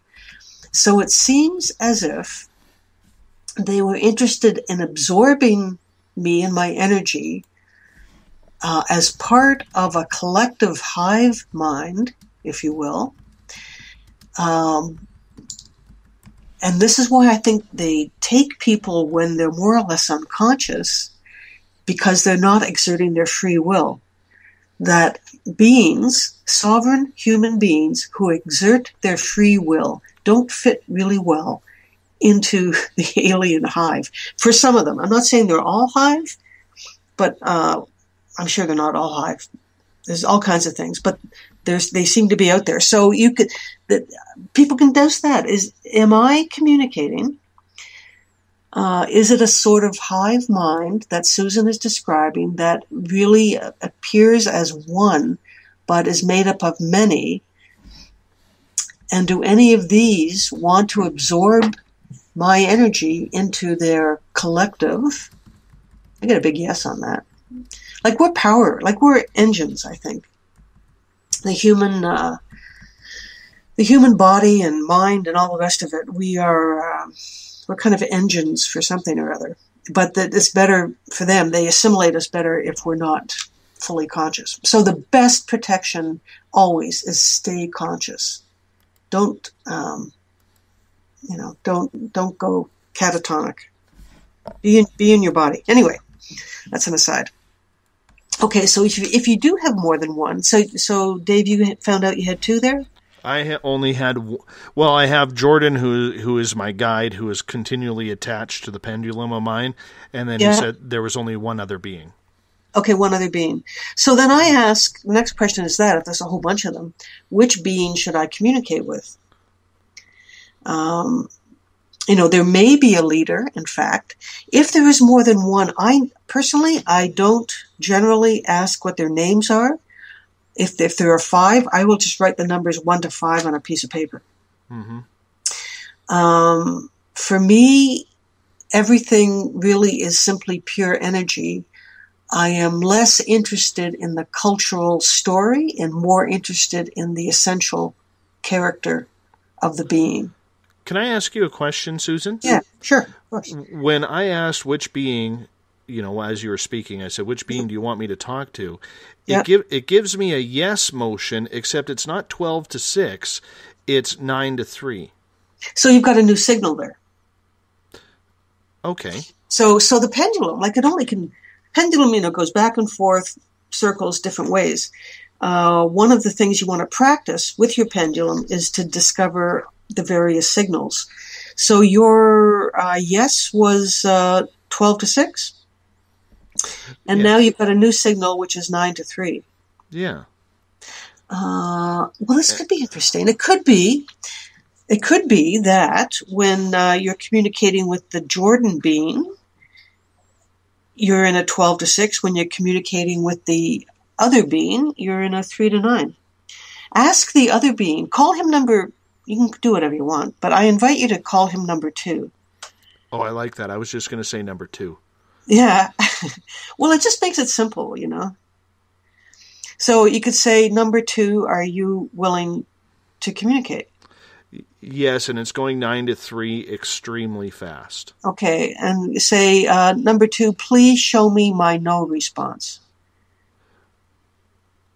It is a clockwise Yes. circle. So that's very cool. It's opposite. That is very neat. Yeah, so they've chosen, it's good. There's only 2 of them because there's only so many directions the pendulum can go. But that is pretty darn cool. Now you could ask, this is not on my survey, but you could ask, are both of you with me all the time? Jordan is saying yes, it's gone back to 12 to 6. Okay. Ask Jordan, are you the leader of the 2? Yes. Okay. Is one of you better at some things than at other things? No. No. Does one of you relate to a different part of my life more than the other? Yes. But this is the number 2 saying yes. Okay, so number 2, well, I break things down into personal and professional. So number 2, are you mostly concerned with my, say your own name, professional life? The funny part about it is before you started, you got about 3 words into the question, he had already started no. That's because there is no time and space. We're all connected through energy, through thought. It's such a cool thing.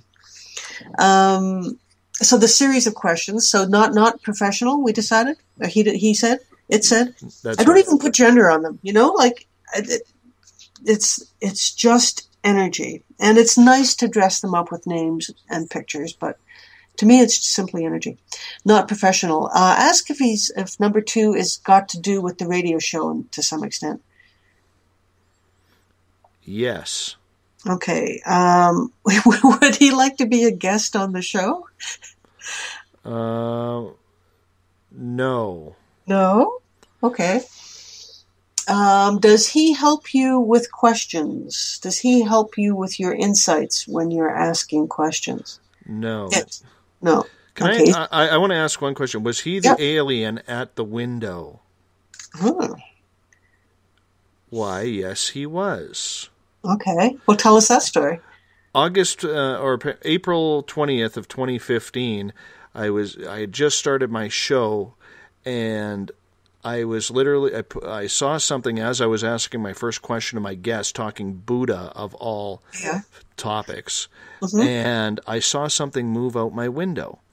And when I turned and looked, after I put my microphone on mute, on the other side of my window, because I had forgotten to turn my outside lights on in the front of my house, right, he was standing there with his big black eyes and giant bulbous gray head staring back at me. Okay. So this is that dude. That's kind of cool. Hey, number 2. And it's gone right back to yes. Yes. Okay. Ask him if there's something he would like to communicate to you.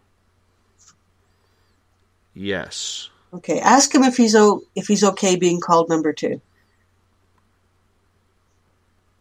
Yes. Okay. Ask him if he's okay if we refer to him as a he. Are you? It's only energy, right? So no. No, he doesn't want to. Does he want to be a she? Yes. Okay, so she is number 2. Okay. And then, this is what's so interesting. You can ask, do you have gender the way we humans have gender? No. No. Okay, let's go back to our list here. Ask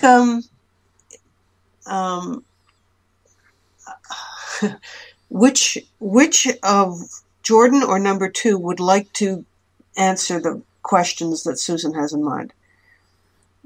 Number 2, would you like to answer the questions? Yes, she would.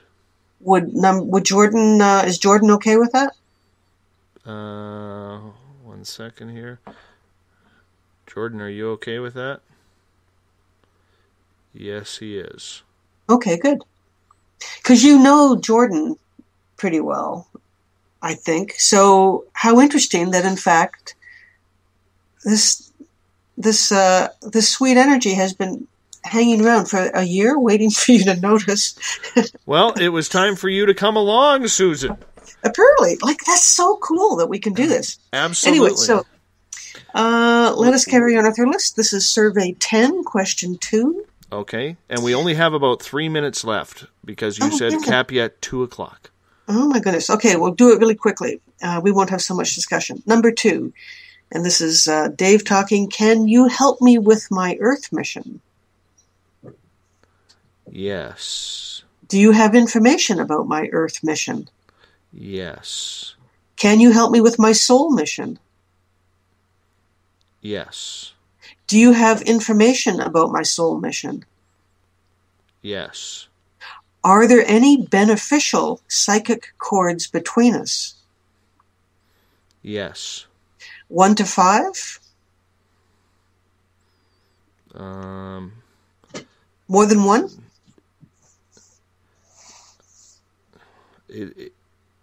Jordan has stepped in here and he's changed it to yes. Okay. Does Jordan? Weird. No. So maybe that question isn't permitted. Okay. Or maybe ask Jordan. Okay, let's switch to Jordan then. Jordan, are there beneficial psychic cords between us, you and Dave? Yes. More than 1? Yes. More than 6? Yes. More than 11? Yes. Okay, well, you've got a lot there. Next question. Are some attached to my body? Are some of the beneficial psychic cords between Jordan and Dave attached to Dave's body? Yes, and the pendulum is swinging so fast right now, it's almost hitting me in the chin. Okay, that's good. We could ask how many, but in terms of time, we won't. Are there any beneficial psychic cords between Jordan and Dave's mind? Are there any beneficial psychic cords? Okay, are there any beneficial psychic cords between Dave and his soul? Yes. Are there beneficial psychic cords between Jordan and Dave's emotions? Yes. Are there beneficial psychic cords between Jordan and Dave's energy? Yes. Do some of the beneficial psychic cords flow from Dave to Jordan? Do the cords flow? Okay. Do some of the cords flow from Jordan to Dave? Yes. Okay, both ways. Are there any non-beneficial psychic cords between us? No. Oh, wonderful. Okay, I'm going to skip over some things. Have we had a relationship in other lifetimes? Yes. Have we been family members? Yes. Has Jordan been your mother? Yes. Has Jordan been your father? Yes. Son? No. Daughter? No. Sister? No. Brother? No. Have you been friends in the past? Yes.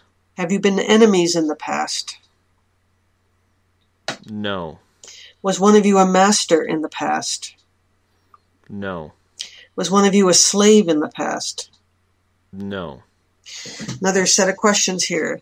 Jordan, can you help me? Jordan and or number 2, can you help me facilitate my health physically?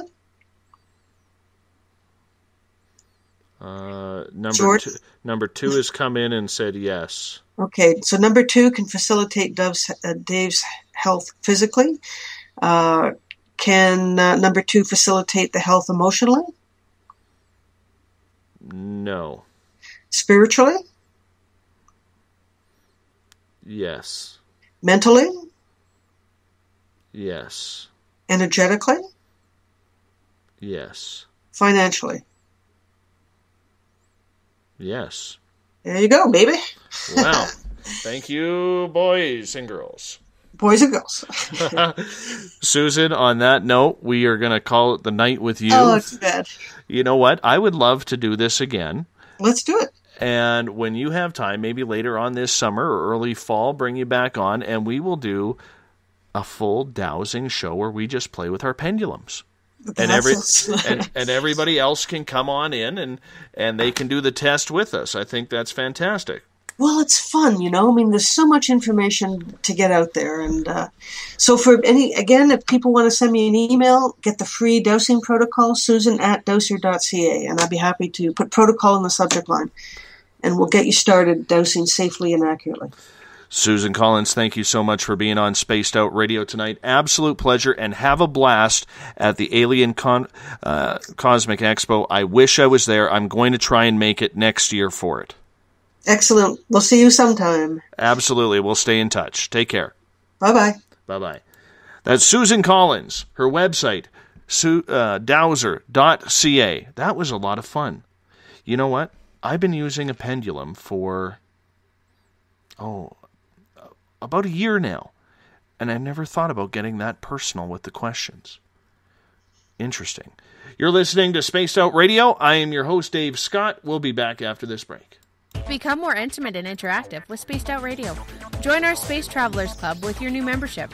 For $5 a month, we'll provide you with special access to the website, monthly prize draws from books to psychic readings, along with monthly newsletter, private interviews, and more. Sign up today to be part of Spaced Out Radio's experience. Every month on Spaced Out Radio, we look into the deep and dark reports of cryptids roaming around the world with me, Rob Morphy from Cryptopia.us. I would love it if you would join me and host Dave Scott as we delve into the most arcane stories and reports regarding creatures of the unknown. My job is to hunt down the details and bring the evidence forward to you. These aren't your regular Bigfoot stories I'm talking about either. You can find out more about crypto history at spacedoutradio.com. Looking for a place to advertise at a very reasonable cost? Look no further than Spaced Out Radio. SpacedOutRadio.com has an advertising tab that you can click to check out our daily, weekly, and monthly packages to play on the radio, or our website including social media. From commercial spots to banners, we have it all.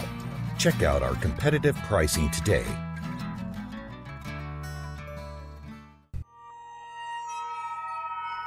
You hear footsteps in the empty room above you. A rocking chair begins rocking by itself. Don't be afraid of the things that go bump in the night. Reach for Spirit Storybox, the iPhone app the Huffington Post UK called the only ghost hunting app you will ever need. Spirit Storybox. The spirits are telling their stories. Are you listening? Strange creatures lurking in the night, the sounds of wood knocking in the forest, odd happenings right out of a fictional world. These are the reports I love. Hi there, this is author Ronald Murphy, and I would love it if you join me and Spaced Out Radio host Dave Scott the second Wednesday of every month on our journey into the unknown land of cryptozoology at spacedoutradio.com. From Mothman to Frogman and everything in between. Hey, they don't call me the crypto guru for nothing. Is the 24-hour world starting to wear you down? Let me from Rivulet Reiki and Readings lend you a hand. Hi, this is Jolene, and if you're in need of Reiki or a realm reading, come to my website, rivuletrr.wix.com/rivuletrr&r, and let us help you out. At Rivulet, I specialize in healing your body, mind, and soul, no matter where you are. And be sure to check out the Rivulet R&R Facebook page for your best deals. Remember, it's time for you to make some time for you. Find yourself constantly looking up in the sky, looking for answers? Have you had extraterrestrial contact? Are you an abductee? Looking for answers to your experiences? Hi there, I'm R. Keith Andrews, Spaced Out Radio's resident ET expert. Join me live the first Friday of every month where I take questions from the Spaced Out Radio chat room and help you understand those from the far-off world. It's 2 hours of knowledge every experiencer should listen to. Hope to see you there. Did you know that Spaced Out Radio runs 7 days a week? Hi, it's James Tyson from Spaced Out Weekend. Every Saturday and Sunday night, starting at 9 p.m. Pacific, midnight Eastern, you can join me and my guests for some great chatter about what's going on out in the universe, or even in that dark part of the basement you really don't want to go back into. Well, let's find the answers to your experiences together. So come on up to Uncle Jimbo's cabin on the weekend. For more information, look us up at spacedoutradio.com.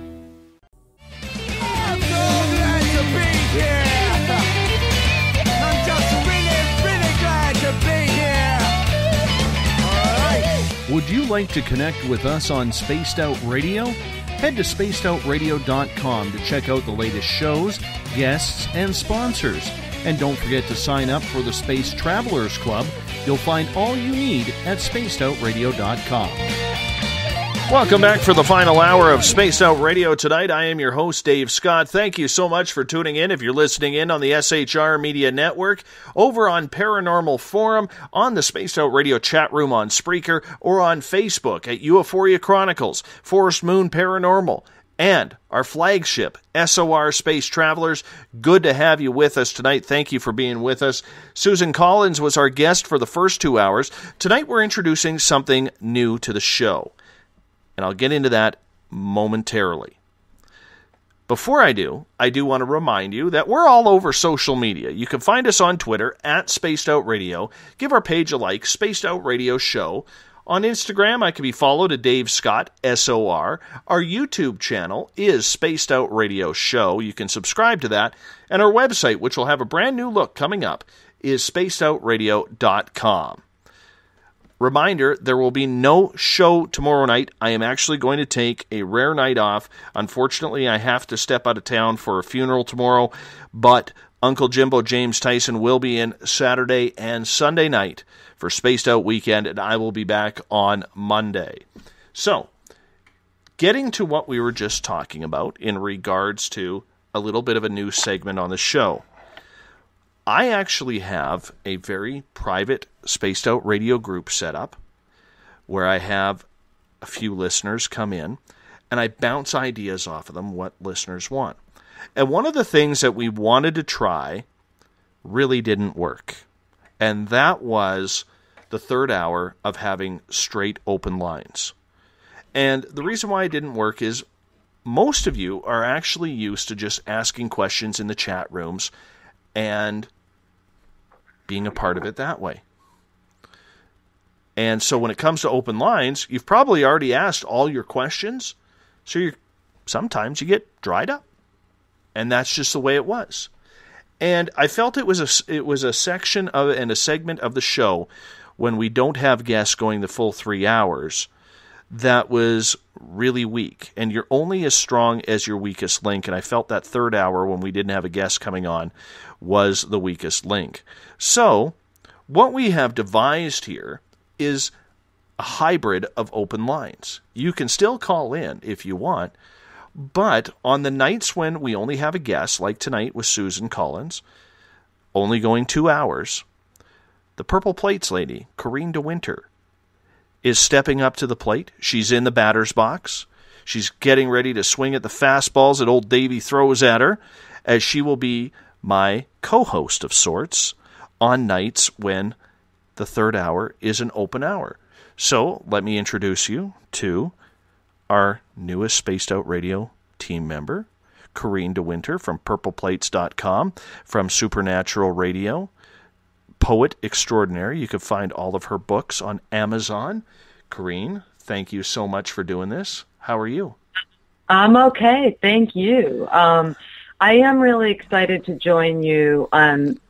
some nights of the week. Of course, some of your guests will stay on the full 3 hours, but I do appreciate you asking me, Dave. So hopefully I can fulfill your dreams.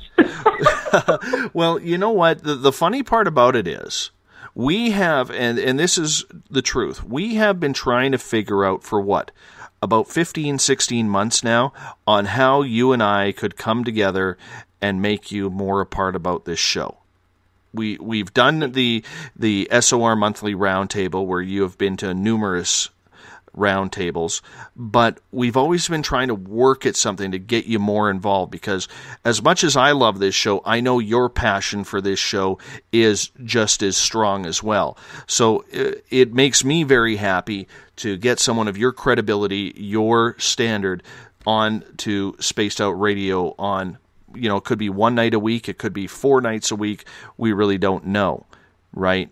Until we hear from the guests. So I am thrilled about this. I'm excited about having you finally part of the team, and thank you for finally saying yes. Well, we are 3 hours apart time-wise, so it's a little, I happen to be up till 2 or 3 in the morning, let's face it. So we're just gonna let it flow and see how it goes. So thank you so much for the invitation. Now, I did listen to the show tonight. I thought she was very interesting. Tell me, when you were dowsing, when she was asking you the questions, Dave, was it easy for you to get the answers as quick as she was asking the questions? You know what was funny is a lot of the times when she was asking the questions, she would only be 3 or 4 words in, and all of a sudden, if it was a yes changing to a no, it was already starting, and she hadn't even got the base of the question out. That's how quick it was happening for me. And when I hold my pendulum, I have my elbow on my broadcast desk, but what I do with my other hand is much like an arm wrestler would. I put my other hand as support underneath my elbow, because the one thing that I want to make sure that I'm not shaking, that I'm not causing the pendulum to move on its own, if you know what I'm saying. So it was very interesting because, like I said right before we left the air, I really didn't, for some silly reason, we forget the obvious, and I really didn't think of asking personal questions like that. It was just It was strange. Yeah, and that's the whole dubious thing about dowsing, I think, is that when I'm dowsing, I don't quite trust myself yet. And that's the whole big hump to get over when you're actually going to, start out dowsing. So this is what I mean. You obviously trust yourself when you're dowsing. You trust what you're getting, which is like, obviously psychics and mediums also have to trust themselves and the information they're getting. But what makes you know, Dave, that you're actually connecting? I think it's because as the time I have become more and more spiritual and learned personally who my guides are, and I have had conversations with 3 of my guides. My main guide, my go-to, is a man named Jordan. And, when he pops in, I know it's solid because I can actually see a vision of his face when it's there. And I think it's about trusting your own instinct, and let's face it, I look for, if I was going back 3, 4, 5 years before I had to learn the hard way of learning my soul connection, I would have probably just said, oh, it's imagination. But every time I need something and I say, hey, Jordan, are you there? Bang, he pops into my head and there he is, right? So I'm pretty confident in the responses that I get when I do douse, and I don't douse often. I probably should more. But when I do know that it is with him because I do say a prayer, I do cleanse myself, I do ground myself when I go for it. And like I said to Susan on the air, he always says to me, you're good to go. How about for you? Do you have that connection with your guides when you bring out your pendulum? Actually, I do not. And I don't douse very often, to be honest with you, because I simply don't trust myself. So where I do trust myself is if something comes into my mind out of nowhere, I know that is a message that I'm supposed to get and, somehow use, it's for a purpose. But dowsing, let me tell you a little story about my dowsing experience with a very good friend I had for years.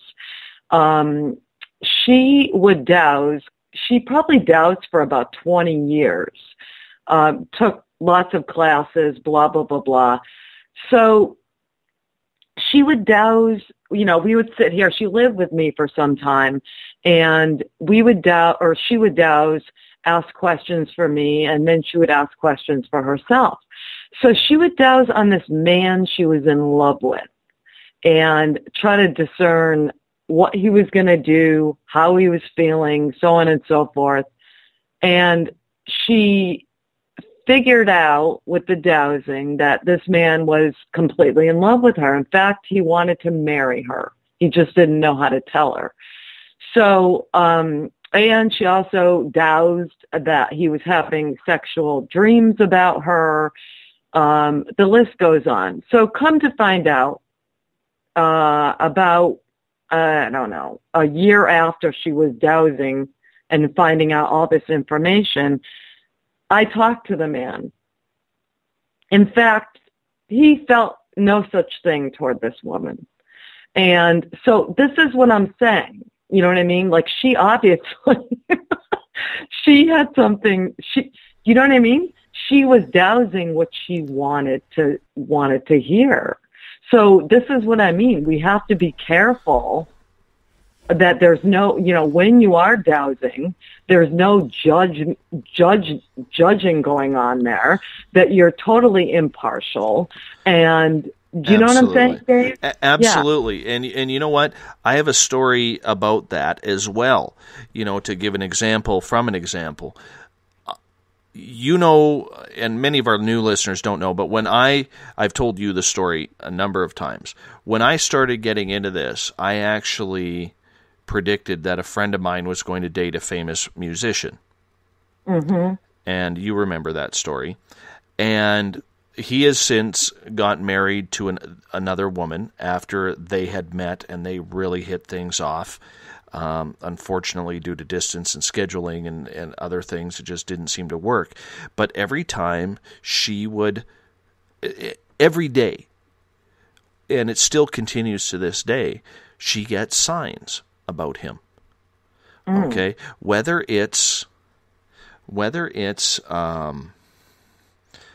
his initials on a car license plate right in front of her, whether it's like he has crows tattooed on his chest, whether whether all of a sudden there's a murder of crows flying around, the type of car he drives. She'll walk into the store and she'll be like, oh, I'm never going to hear from him again. And all of a sudden she walks into Starbucks and there's their song playing on the radio.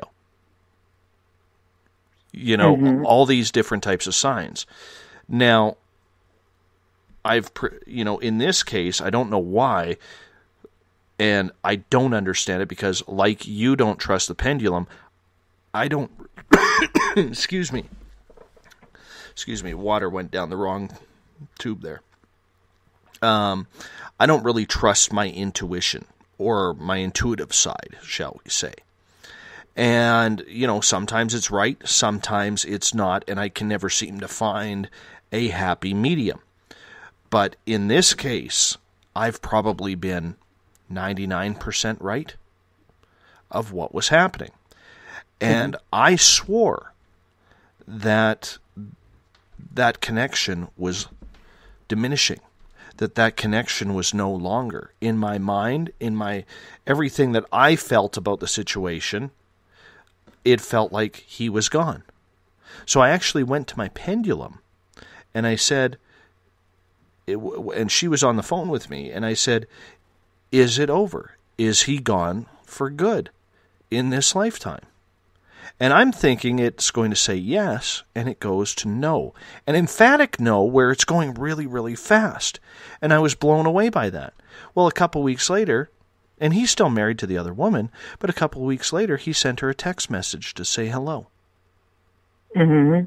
So it's like, I'm not unsure about it, but I trust it more than I do my own intuitiveness that I don't trust, if that makes any sense.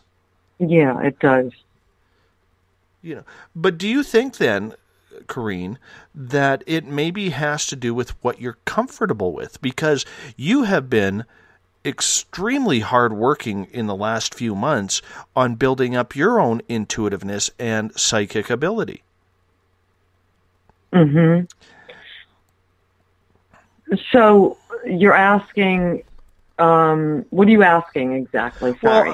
Well, you say you don't trust your pendulum, but you've been working the last number of months of building up your own psychic ability. You've been working hard on it. I see you doing it in our chat rooms on a nightly basis. Or not a nightly basis, but every few nights something will come to you and you'll start questioning someone and seeing if you're getting the right or wrong answer. You're practicing. You see what I'm saying? Yeah. And you and I are complete opposites of that. You know, whereas I trust my pendulum, you don't. I don't trust my intuition, yet you do. Do you find it's the exact same thing for you, where you are trusting your intuition and your psychic ability more than you are, or do you feel you even need a pendulum? That's the thing. It's like I see a need for the pendulum in many instances, and I think if you can really harness that talent to do dowsing, it's a fantastic tool to have. But I would rather rely on my own being right now than outside of myself, I guess, is how I would term it, if that makes any sense. Oh, it makes total sense, indeed. Do you trust your own instincts, though, as you've improved your psychic ability? Like, is it something that is bang on and you go to it immediately now? You know, that's a good question. When it comes to something personal for me, I do seek out validation from other mediums and psychics. But when it comes to somebody else, I go with it because I know that that's something that's going on and it's something that needs to be, you know, taken care of or whatever. So I think we're all like that, Dave, right? I mean, we don't trust it for ourselves necessarily all the time. But, you know, when it comes to other people, like your friend with the, you know, I think it's Ron, isn't it? I don't want to say that I guess I shouldn't say that on air. But I mean, I think that, you know, in that case, you knew exactly what was going on, you know? So, it's just interesting. I don't know. Not for myself. I don't trust what I get from myself all the time because there's too much emotion coming from myself about certain situations, you know? I get that. I get that very much so. Do you believe then, or let me ask you this, because both Chris and Lisa in the Spaced Out Radio chat room on Spreaker were saying that when Susan and I were doing the pendulum questions, that it wasn't guides and it wasn't an extraterrestrial we were talking to. Right. And I'd want to know why they said that exactly, and I don't know. I don't know because, you know, I mean, let's consider that all human beings are simply energy. We're electric. Aliens, I'm not sure what they are composed of. I'm not sure what their, you know, makeup is. Right. So, but as Susan said, it wasn't the alien per se. It was the energy that the pendulum picks up, the energy of the being who wants to communicate, right? So, right. And I wish I could know more from Lisa and Chris about why they would assume that there's not, an alien wasn't being channeled. So I'm not sure. Mm-hmm. There's no comment from them right now, but that might be because we're on about a 30-second delay. Or maybe they're just not paying attention. I don't know. Maybe we should yell something out. I'll repeat the password, the SOR Space Travelers password from Bill Cardwell. And that is, if I take my thumb off of it, Rob Demoncy. Rob Demoncy. Which means dowsing. Okay. Yeah. Yes. So it's something that the one thing that I do like about the chat room and even comments from Chris and Lisa tonight is the fact that, you know what, everybody's allowed an opinion. Everybody is allowed, and that's the beautiful part of what we do here is, you're allowed to agree to disagree. You know what I'm saying? And like I've said, for every one of the the password just makes me laugh every time I think about it. But, as long as we don't make it personal, that's all that it really matters. And you know what, everything's really going very well. And but the pendulum thing, I'm still kind of blown away by it. I still got mine out. Do you have yours out? No, I don't, but you have yours out. Let's ask some questions. I do. You know what? Let's hop out for a break here. And then why don't we fire the old pendulum up, do some dowsing, as they're saying in the Paranormal Forum. They keep making fun of my Canadian accent. They do. Apparently, I don't have an accent. That's all I'm going to say. But apparently, instead of dowsing, I'm saying doozing. Doozing. Like I'm oot and a boot. Like Joey Giggles suffers from the goot. So that's what we're going to do. We're going to hop out for a break here, our final break of the night. In the third hour, when our guest has gone bye-bye after 2, Corrine DeWinter has joined the Spaced Out Radio team, and she will be my new partner for the final hour. Yes, phone lines are open, and Bill Cardwell does have a question for us when we come back. You're listening to Spaced Out Radio. I am your host, Dave Scott. Talk to you on the other side. Are you an experiencer? Have you had run-ins with strange creatures you can't explain? ETs, Dogman, Bigfoot, werewolves? They're enough to scare the daylights out of anyone. Hi there, I'm Butch Witkowski from your Four-Cop. And on the last Monday of every month, you can listen to me and the host, Dave Scott, talk about the weird and the strange being reported on Spaced Out Radio. I'm going to bring my investigations and sources, you bring your experiences, and we'll figure out the rest together. Strange Days on Spaced Out Radio. Come tune us in at spacedoutradio.com. Are you interested in advertising on Spaced Out Radio? Head to our website at spacedoutradio.com and click on our advertising tab. There you will find an assortment of ways you can get your product out there with us. From the radio, commercials, to banners, to social media. Have a product you'd like our host to endorse? We can do that too. Visit spacedoutradio.com for more details. Visit purpleplates.com today. For over 40 years, the Purple Energy Plates have been delivering amazing results for their many customers. Inspired by the great genius Nikola Tesla, the harmony, healing, and energetic effects of the plates have proven over and over to be beneficial and often miraculous to thousands of customers. With their money-back guarantee and the many benefits, how can you afford not to get one? Check their site for daily specials and choose from their many energy products. You won't be sorry. Right here, this is where we divulge the fruit of our research. Here on the Webster Phenomena every Saturday night at 8 p.m. Pacific, 11 p.m. Eastern on Spaced Out Radio. Attention Spaced Out Radio listeners. For only $5 a month, you can join Spaced Out Radio Space Travelers. Your membership at spacedoutradio.com will give you access to private fan area on the website, get you a monthly newsletter, draws for monthly swag, and a whole lot more. Sign up today to become a part of the Spaced Out Radio experience. Strange creatures lurking in the night? The sounds of wood knocking in the forest? Odd happenings right out of a fictional world? These are the reports I love. Hi there, this is author Ronald Murphy, and I would love it if you join me and Spaced Out Radio host Dave Scott the second Wednesday of every month on our journey into the unknown land of cryptozoology at spacedoutradio.com. From Mothman to Frogman and everything in between. Hey, they don't call me the crypto guru for nothing. Greetings and salutations, space travelers, from the Chronicles of the Unknown team. What is Chronicles of the Unknown?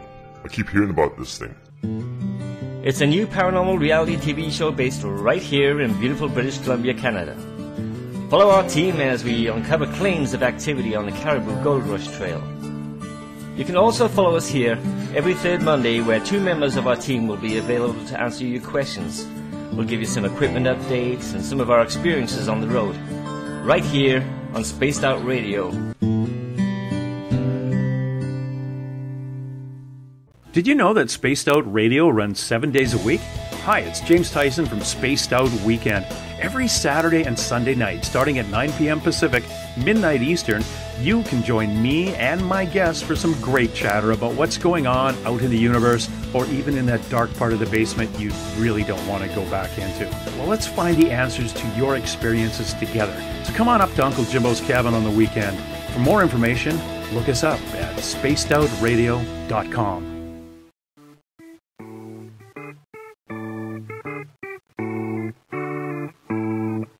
Missed most of tonight's show? Miss a thing. You can head to our website, spacedoutradio.com, and download our archives for free. And don't forget to get your Space Travelers membership today. Now, back to tonight's show.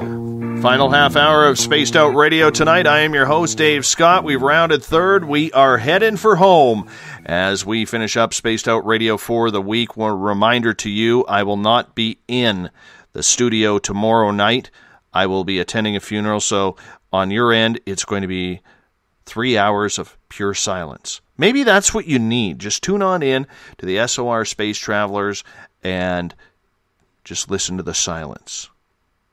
Maybe that's what we all need. Thanks, everyone, for listening in on the SHR Media Network, over on Paranormal Forum, in the Spaced Out Radio chat room on Spreaker, and on Facebook at Euphoria Chronicles, Forest Moon Paranormal, and our flagship, Spaced Out Radio, SOR Space Travelers. Good to have you all with us tonight. Much appreciated to you. Reminder to you, you can follow us on Twitter at Spaced Out Radio. Give our Facebook page a like, Spaced Out Radio Show. On Instagram, I can be followed at Dave Scott, SOR. Our YouTube channel, subscribe to it, is Spaced Out Radio Show. And our website, which will have a brand new look coming up here in hopefully 2 weeks, because we're redoing the entire thing. I've seen part of it. Looks pretty damn good. Is spacedoutradio.com. So, the first 2 hours, we had Susan Collins talking about dowsing, or doozing, as apparently I am saying. Us Canadians say doozing. Paranormal Forum has been bugging me about that all night. I've been laughing and had such a smile on my face about that. It's been kind of fun. Anyways, doozing has been the topic, and we started a new segment tonight on nights when our guest can only commit to the first 2 hours of the show. We've eliminated the phone line thing, because, let's face it, there wasn't many phone calls after everybody had asked their questions to the guest, and I was just kind of rambling here for an hour. So I invited one of our sponsors for this show, Corrine DeWinter, from purpleplates.com, Supernatural Radio, all-round good looker, and Joe has an important question for you, because every night lately it's become tradition to find out, because you are a very, very stylish woman. We need to know, what was the shoes and dress combination today? Well, I sported a very light linen off-white dress paired with pearls and a pair of jeweled sandals. There you go. And that's for Joe out there. It's been very, very interesting on that question. Very interesting. And because apparently we've said the D word 49 times because they're counting in paranormal forums, I will say dowsing one more time to make it 50. Right. So there we go. All right. Now, you want... You know what? I am so glad you are doing this because this is going to be a lot of fun. Oh, Bill Cardwell says, that's funny, Corrine, because that's exactly what he wore today.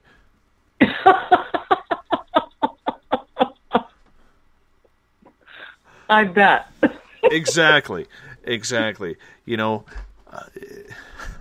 okay, this is getting out of tune very, very quick. Once again, I will say this. You know what? It is an absolute pleasure to have you finally a part of the team.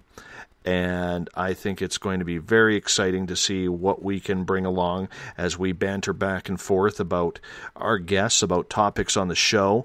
And tonight we're talking about dowsing. There's number 51. And I've got my pendulum in hand now. Oh, good. All right. So we know number 1 is Jordan, according to Susan. That's the main guy. His yeses are on a clock, 12 to 6. His no's are rounded counterclockwise. And then we have number 2. Now, when I hear number 2, does it not remind you of Austin Powers? You know, and Dr. Evil in number 2? Yes. Totally. Okay, so number 2 now has stepped in, and he is going yes to that question. I'm sure the energy is laughing because, let's face it, Austin Powers is funny stuff. It's not like Ray Romano, Bob Saget, Roseanne Barr, not funny stuff. It is the complete opposite. So what do we want to ask? Do we want to talk to number 1 or number 2? Number 1 is Jordan, correct? Yes. Okay, let's stick with Jordan. All right. Where do we want to go with this? Okay, so, Well, you did do some dowsing for me a few weeks back, Dave. Did any of it come true? You know what? There was nothing that we didn't ask anything. Oh, wait a minute. You said by June I would be finding, I would have, maybe find another love interest. So it's June now. So you have though. It's this show. I was thinking of something a little warmer than the show. All right. I'll send you a grubby T-shirt. How about that? A nice sweaty T-shirt. Have that fresh male scent, Canadian dowsing scent. That sounds phenomenal. Believe me. It's romantic. It's romantic. Totally. All right, let's get into it. What do we want to know? Okay, do we have Jordan? Let's ask if we got Jordan here. Yes, because I have not broken the connection yet. All right, there we go. Yes, he is here for you. Okay, good. Jordan, will this show continue to gain popularity? Let's ask that. Yes. In a very, okay. You know what? I should be asking you this because people might be looking at this and saying, "Well, of course, Dave's going to push the pendulum." Yes. Mm-hmm. Where's your pendulum? I don't even know where it is. It's like in the drawer over here somewhere. You sell them on your website. You must have at least 600 of the damn things. Oh, you're right. I forgot about that. Okay. Okay, so let's ask this. All right. Let's ask something that we know the answer to just to make sure. Is my last name DeWinter? I don't even know your real last name. It is saying no. Okay. Is my last name Cunningham? No. Okay. Guess what, Jordan? I'm not going to tell you my last name. No. Oh, Eric has popped in. He's running his pendulum as well, and he got no. Okay. So Eric is working this with me. Okay, good. Okay, let me see. All right, so let's ask for the hell of it about the election. Sure. About the U.S. election. Will Hillary Clinton win the election? No. Thank God. Will Trump win the election? Yes. Ugh. But, okay, let's ask this, though. If Bernie was running against Trump, would Bernie win? Right. Yes. See? And, I don't want to get into politics right now. We're, already almost done with the show. But, I mean, whatever. We'll talk about that another time. But, anyways, interesting. Well, let's ask one more question. Mm-hmm. Will Bernie run as an independent? No. Shit. Will he bow out? Yes, apparently. He says no now, but okay. I hope he does. I'll tell you, I think the rest of the world does. But yeah. Okay. Okay, so ask this. Will I meet someone that I will fall in love with in the next month? That's a resounding yes. Mm. Hold on a second here. I don't know if I like this because hear me out for a second. It's not a radio crush thing or anything, but all of a sudden if you get a new boyfriend, could this segment all of a sudden be over before it started? Ask Jordan.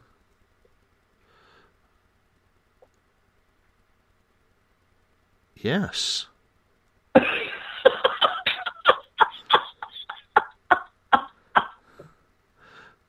Well, this is the first and last Corrine de Winter Oh, I'm kidding. You're gonna pull that other person on me. Let's ask this. When I was 13, my mother used to use the Ouija board a lot. And so I asked the question of the Ouija board when I was going to die. And it told me.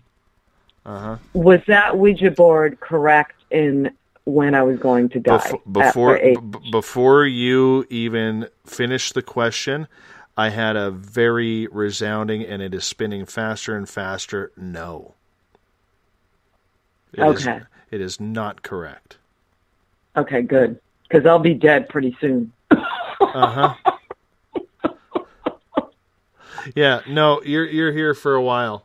You're here for Will she make a future SOR party in Vegas? Yes. Because that's one of the things I want to do. You know what? If we're lucky enough, and I'm going to put the energy out there, I'm going to stop the pendulum here for a minute. If we are lucky enough to be one of the shows that completely explodes in popularity, which, knock on wood, rub your rabbit's foot, squeeze my butt, whatever you need to do for good luck, make sure you tap it, say good game, so I don't think it's weird. Make sure, or one of the things I want to make sure of, is that we actually have a Spaced Out Radio get-together party weekend in Las Vegas. Because everybody can afford to get to Las Vegas, because that's why they set the prices low. See, if I invite everybody over here, I wouldn't mind, but it's kind of expensive and out of the way. It is expensive and out of the way. But yes, you're right about Las Vegas. You can get there cheaply. You can stay cheaply. Let's do it. Let's do it. Because you know what?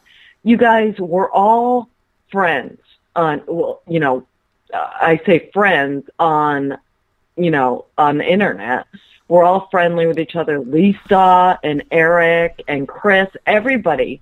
It's like we're all like kind of like, family, Trip and Fool. And we need to have a get-together. Let's meet each other. You know what I mean? Absolutely. I mean, that would be phenomenal. Let's plan it, Well, you know what? I gave this show when I started, I told them, whoever they are, that we have, I'm giving it 3 years. November 30th, 2017 will be the end of 3 years. I said, if I'm still having to work 2 jobs by 3 years, I got to make a decision on what I'm going to do. And everything keeps pushing me in the direction that I have to do this, and I have to see how far this goes. So I am not thinking about that. What I am thinking about is making this thing explode with the help of some very good people who are working behind the scenes. And what I want to do, and my pendulum is going extremely fast now, it's hitting me in the arm saying yes, yes, yes. What I'm doing here is I'm aiming for that party. I want that party. I really do. Yeah. I want that party because there are people that I want to meet. I've never met you. I mean, we've talked on Skype and we've talked on the radio, but I've never met you. Right. I want to meet Eugene Braxton. I want to meet Bill Cardwell. I want to meet, Lynn and Eric from Paranormal Forum and other people. I mean, yes, I'm just mentioning a few names, but I want to meet everybody. Me too. I want to meet absolutely everybody with this show because I'm here every night. You guys are here every night, and it's that, I say this a lot. For some reason, I've been using this cliche a lot lately, but it's the itch I need to scratch. I need to sit down and have drinks and, maybe, rent a small conference room in a hotel where we can all meet up and have a little mini impromptu conference about our experiences. And, I know there's a lot of speakers near or in the Las Vegas area who we could meet up. So we could totally do this thing. It would be kind of cool. Yeah. And so Dave, let's plan it. I mean, let's come up with a date and find a hotel. And if we're going to have a conference type of thing, which it's going to be, then we could get even lower rates on the hotel if we have a bunch of people coming. But what I say is, listen, we need to make this more real. You know what I mean? Because I really like everyone I've met in the chat room here and on Facebook. And, why not, you guys? Let's, we need to get us together and let's share our stories in person. Let's give each other hugs. I mean, I would love that. I would absolutely love it. Absolutely. And you know what? Joe will have a very interesting time taking pictures for his nightly critter report from the downtown Las Vegas Strip. I'm not sure he's going to find any deer or squirrels there, but we'll get lots of pigeons or something along those lines. Hey, I got a couple questions here that we're going to burn through. I got to scroll up my computer. Facebook hasn't been very friendly to me today. I had the weirdest thing happen on Facebook on my other computer where I'm normally running it during the show. It actually is all like scrambled in code and everything. So yet every other website works. And so I'm having to use Facebook on my other computer that I broadcast off of, which I'm not very happy about because the studio takes up a lot of juice on the computer and it makes Facebook kind of acting like it's 1998 dial-up internet again.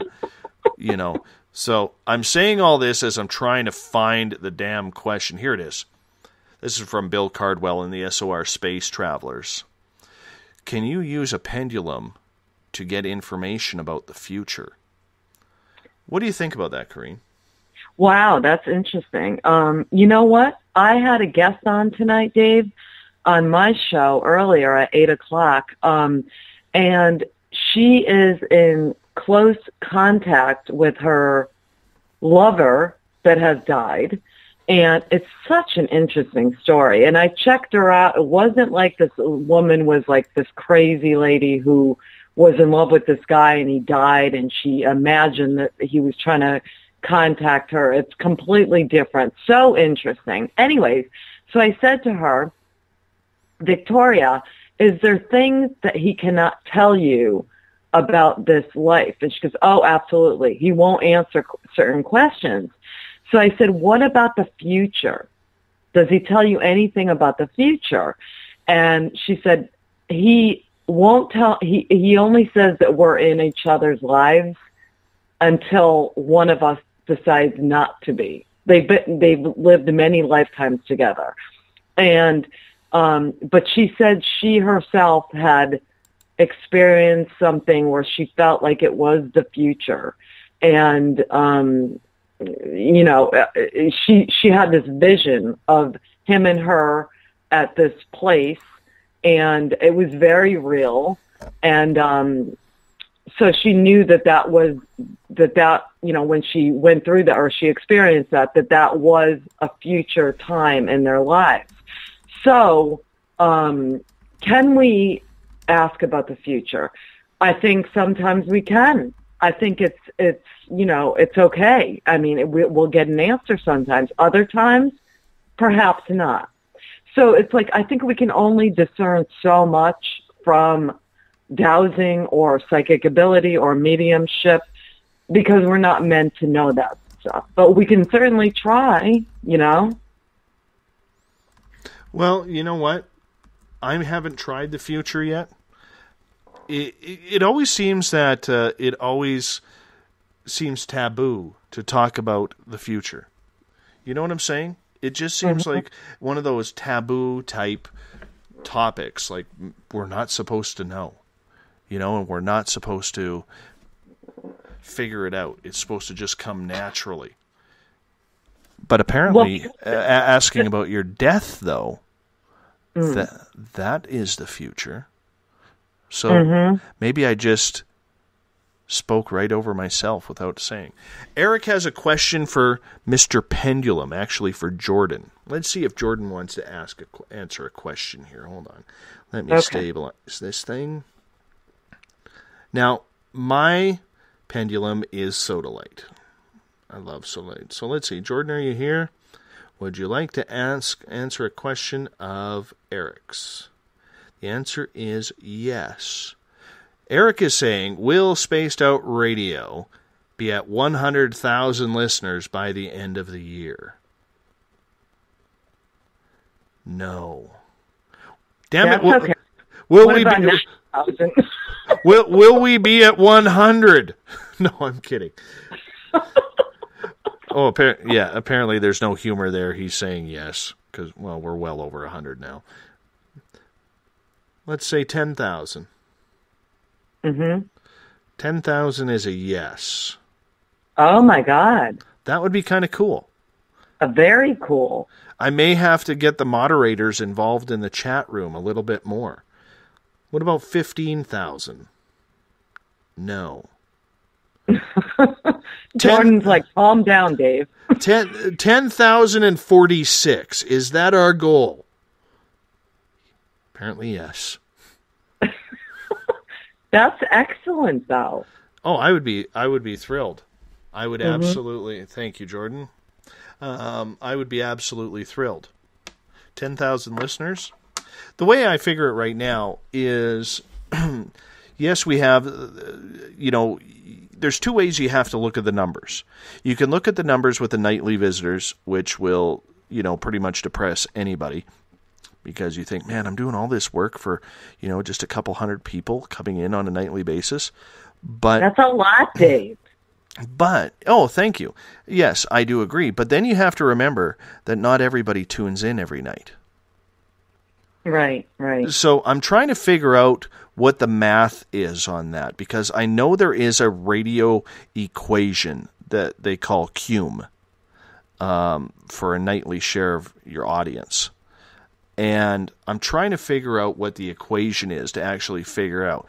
Now, if I ballpark it, I believe it's somewhere around 10% show up on a nightly basis of your true listeners. So that would probably put us in the 1,500 to 2,000 listeners, because every night you're going to have a different amount. Some nights you might have 200, some nights you might have 146, some nights, you might have 82. You know what I'm saying? But it still doesn't account for the fact that how many individual listeners are there on a nightly basis or listening per month or per week. You know what I'm saying?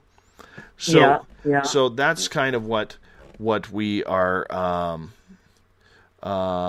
what we are looking at. So I find it interesting. I really do. Yeah.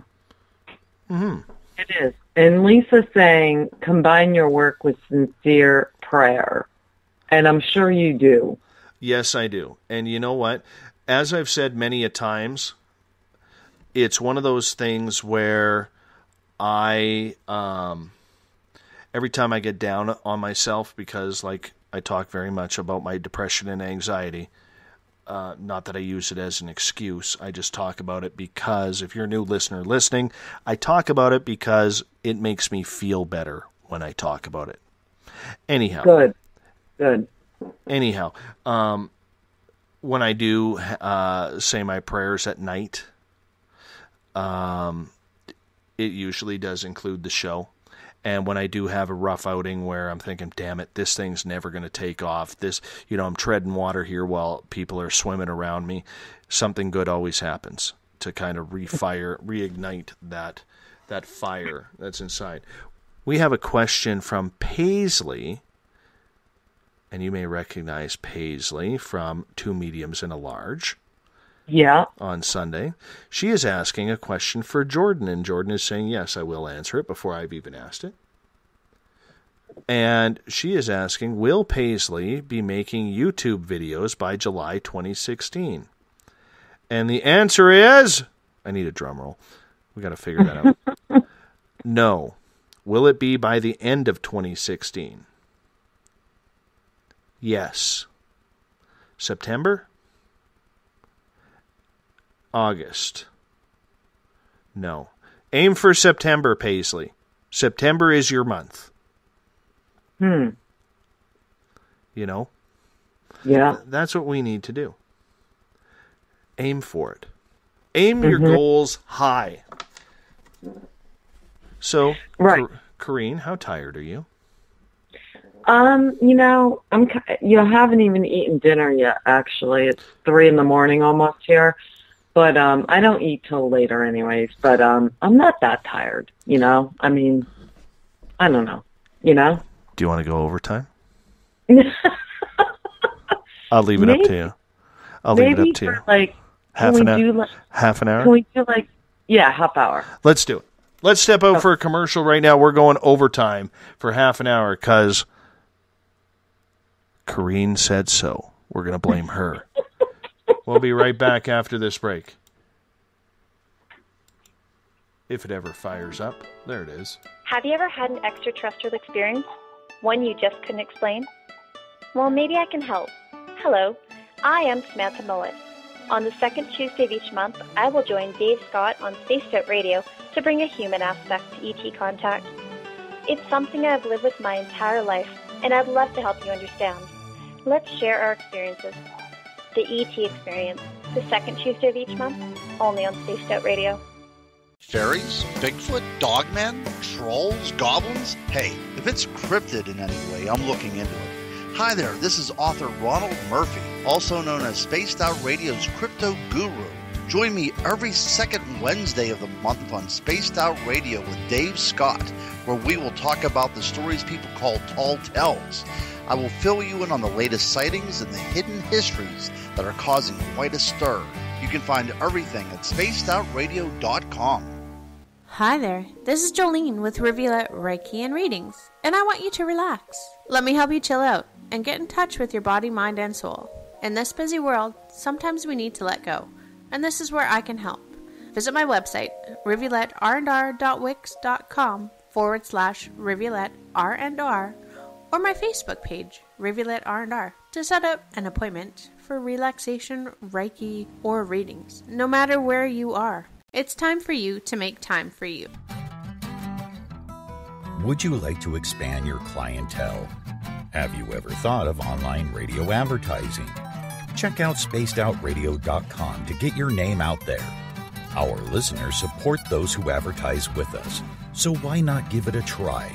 We have the most competitive advertising prices out there. Just click on the advertising tab on spacedoutradio.com and contact us today. Are you an ET experiencer, but you just don't know what's going on? Are you too timid or shy to discuss it with anyone? Maybe I can help. Join me, R. Keith Andrews, the first Friday of every month on Spaced Out Radio, and I will help you to find the answers you're looking for.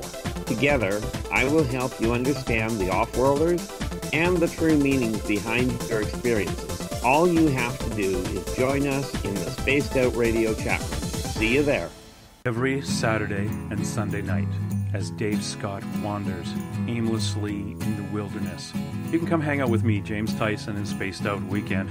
Starting at 9 p.m. Pacific, midnight Eastern, I'll take you along as we talk with some of the best experts in their fields. SpacedOutRadio.com is the place to find us. So sit down, relax, put your feet up. Enjoy the topics like the paranormal, supernatural, intuitiveness, and so much more. Hope to see you there. Hi there, this is your psychic medium Joanna, and I would love it if you would join us every other Sunday on Spaced Out Weekend. With host James Tyson, we'll bring you personal psychic messages on two mediums and a large. Questions about love, life, career changes. We would love it if you would come and join us live. Call in and listen in for the experience. Allow us to open the doors to your other side. Two mediums and a large, heard only on Spaced Out Weekend at spacedoutradio.com. Would you like to become one of our space travelers? All you have to do is click on the Space Travelers icon at spacedoutradio.com. For only $5 a month, you can get access to some great prizes, as well as private monthly shows, newsletters, and a members-only section on our website. Become a space traveler today.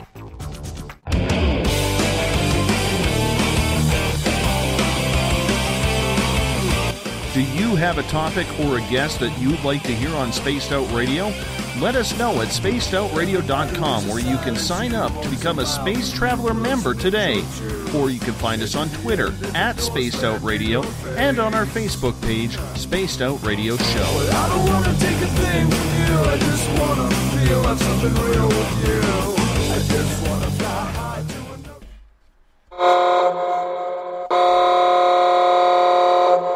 That sound signifies overtime on Spaced Out Radio.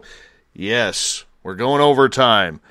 Corrine de Winter is with us. We're going to skip the rest of the intro, as I usually embark on how to find us and all that kind of stuff. Hell with that tonight. We're going to get right into it. We're talking dowsing.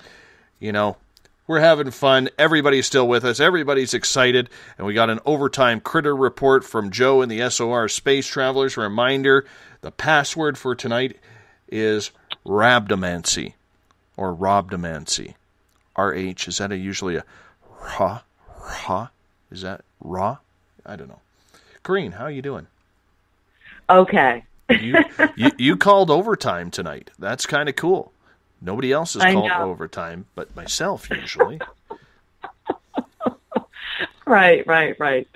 So the dowsing thing, Dave, how do you keep from dowsing continuously? Because I would be like, if I thought that I was getting the answers, and that's what this woman used to do that I was friends with.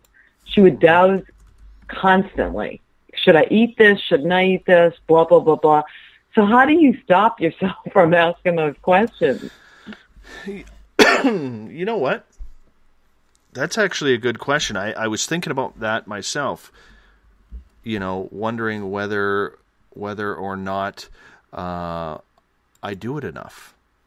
I probably should do it more, but I just haven't done it, if that makes sense. It's one of those things, I guess you take it for granted. I got my whole thing, not that I'm using it as an excuse, but my whole thing is I'm so focused on what I have to do during the day, which is my daytime career, and then I have to focus on the show that I really lose track of time. And somewhere in between there, little SOR, him and I have to have, like, our, in between the show and my daytime career, him and I usually have to have a wrestling match, which the little bastard always beats me, you know. He's so, yeah, he's a freaking little cutie, man. He is cute. And you know what? I'm going to be honest with you right now. He got my looks. You know, Mrs. SOR, she's the brains of the operation, and I got the looks. So I'm taking full credit for that. You know, full credit. You know, and I tell him, I say, you know what? Honestly, you'll be cooking your fun. I'm going to hold that up against him. No, I never tell him that. He is way better looking than me. You know, he'll be 3 on the 23rd. He will be 3. Oh my God. Oh my God. I know. Would you like to know what I'm getting him for his birthday? What? I am buying him one of those battery-operated Jeep Wranglers. You know those? Oh my God. I am buying him one of those, and I got a big enough yard where when I'm riding on my lawnmower, he can be driving around in his car, and I want that picture. He is going to be thrilled. Yeah. My God. I totally think so. He will be. Oh, my God. Those, you know, we didn't have those when we were little, right? I know. But, man, those are so, you know, if I was a little girl, I'd be like, oh, my God, how great is this? You know what I mean? I know. You know, I think it's going to be an absolute blast. I can tell you what it is right now because it's, you know, he's sleeping. You know, he's usually a little bit of a party animal like his dad. You know, I can't wait till he's 21 and I take him to Vegas because, you know, having him when I turned 40, you know, or Mrs. SOR having him and him coming into our lives when I turned 40, the way I look at it is, you know, by the time let's see, he'll be 21, I'll be 61. You know, I'm going to let him reel the chicks for me. He can do all the hard work. And he will. As he should, because you know what, damn it, he's going to owe me. He's going to owe me big time. So, you know. Dave, what would you do if the kid never left the house? If he lived with you until he was 48. You know what? I'll tell you an interesting story about him. When I was learning how to channel, in one of the channeling sessions that I had, and when I was learning how to channel, the gentleman who opened me up, you've heard me mention his name before. His name's Pascal. He was, we sat through a number of channeling sessions, and I channeled everything from spirit to extraterrestrial to my deceased dog, believe it or not, and I actually channeled my son while he was in the womb of his mother.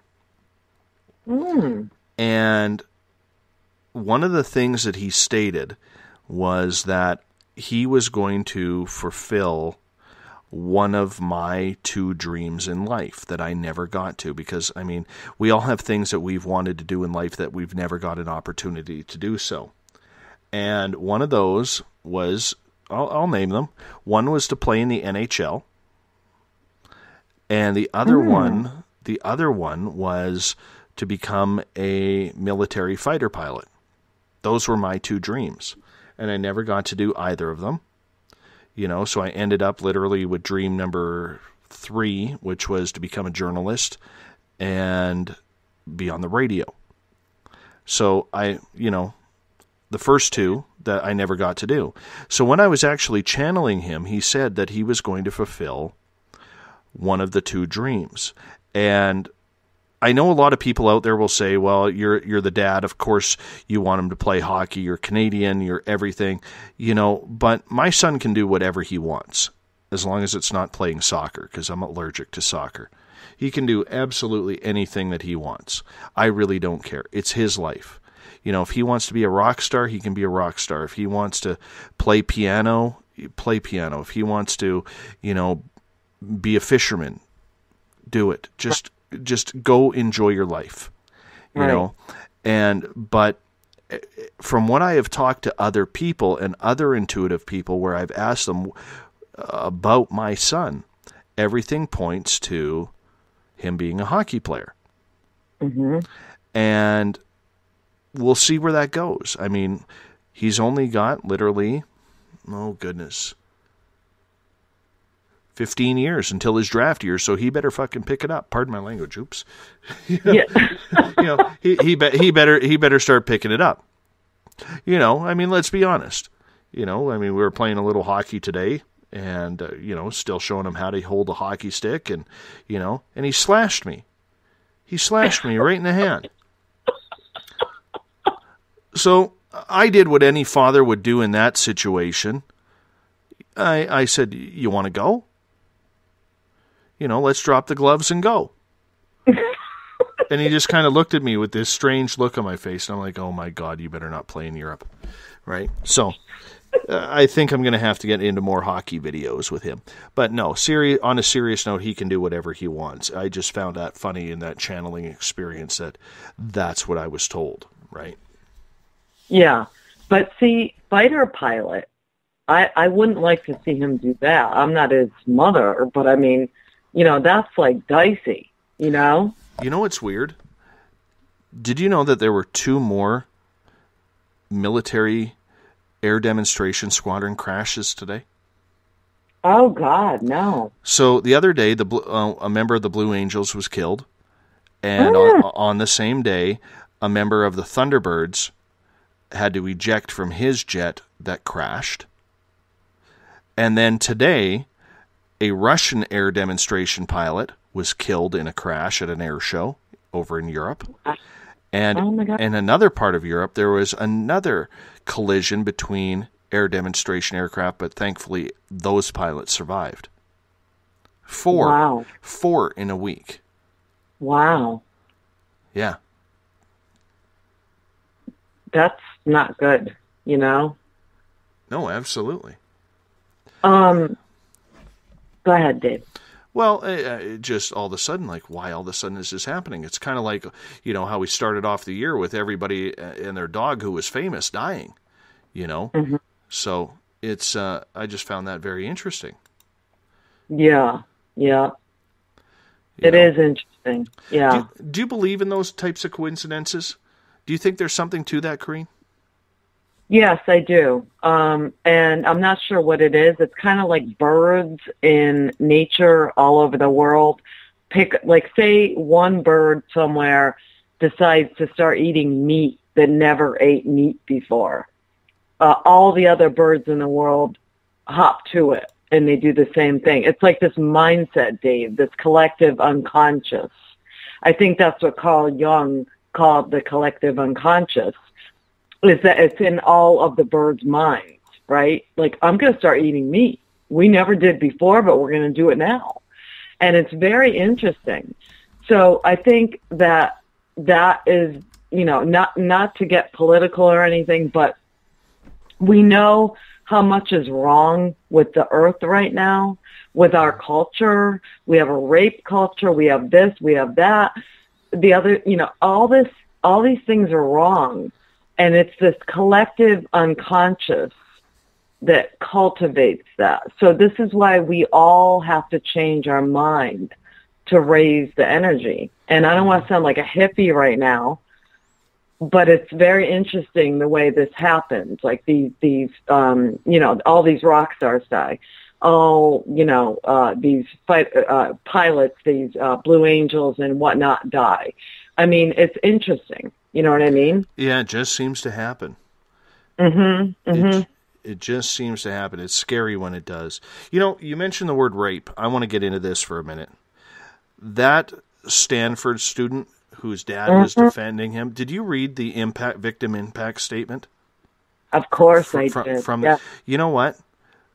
That's probably the first time I have ever looked into a statement like that. And you know what? When you're a journalist, you become hardened. When you work in a newsroom, you become hardened to things like that. But that's probably the first time when I read that victim impact statement, and I read every single word of it, where I thought, my God, that could be my daughter. Yeah. My daughter's my eldest daughter is 2 years away from college. And, you know, it amazes me how the media portrayed that, because he was a rich kid going to Stanford on a swimming scholarship, and how they put a clean-cut haircut of him, and, oh, how could this boy do this? How could that? But that victim impact statement, that young lady is so brave. And you know, it amazes me at what kind of society are we when the kid's own father uses the term 20 minutes of action, ruin his life for 20 minutes of action. You raped her. Mm-hmm. There is nothing more to say about that than you raped her, you sick pig. Yeah. Right? And, you know, and we all screw up in life, some more than others. But that was I don't care how drunk you are, that is a conscious decision.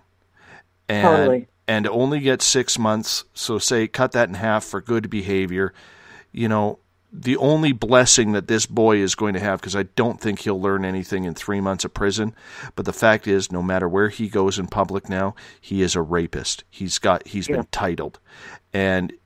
And I really hope that, you know, I mean, you don't wish bad on anybody, even people who screw up. And at 20 years old, we've all done some stupid things that we probably wish that we could turn back time and not do.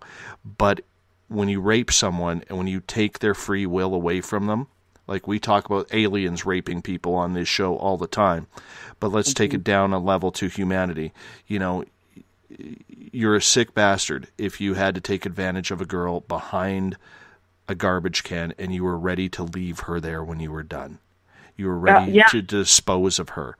And maybe it's just, you know, a metaphor that he did it behind a garbage can, but he treated her like a piece of garbage.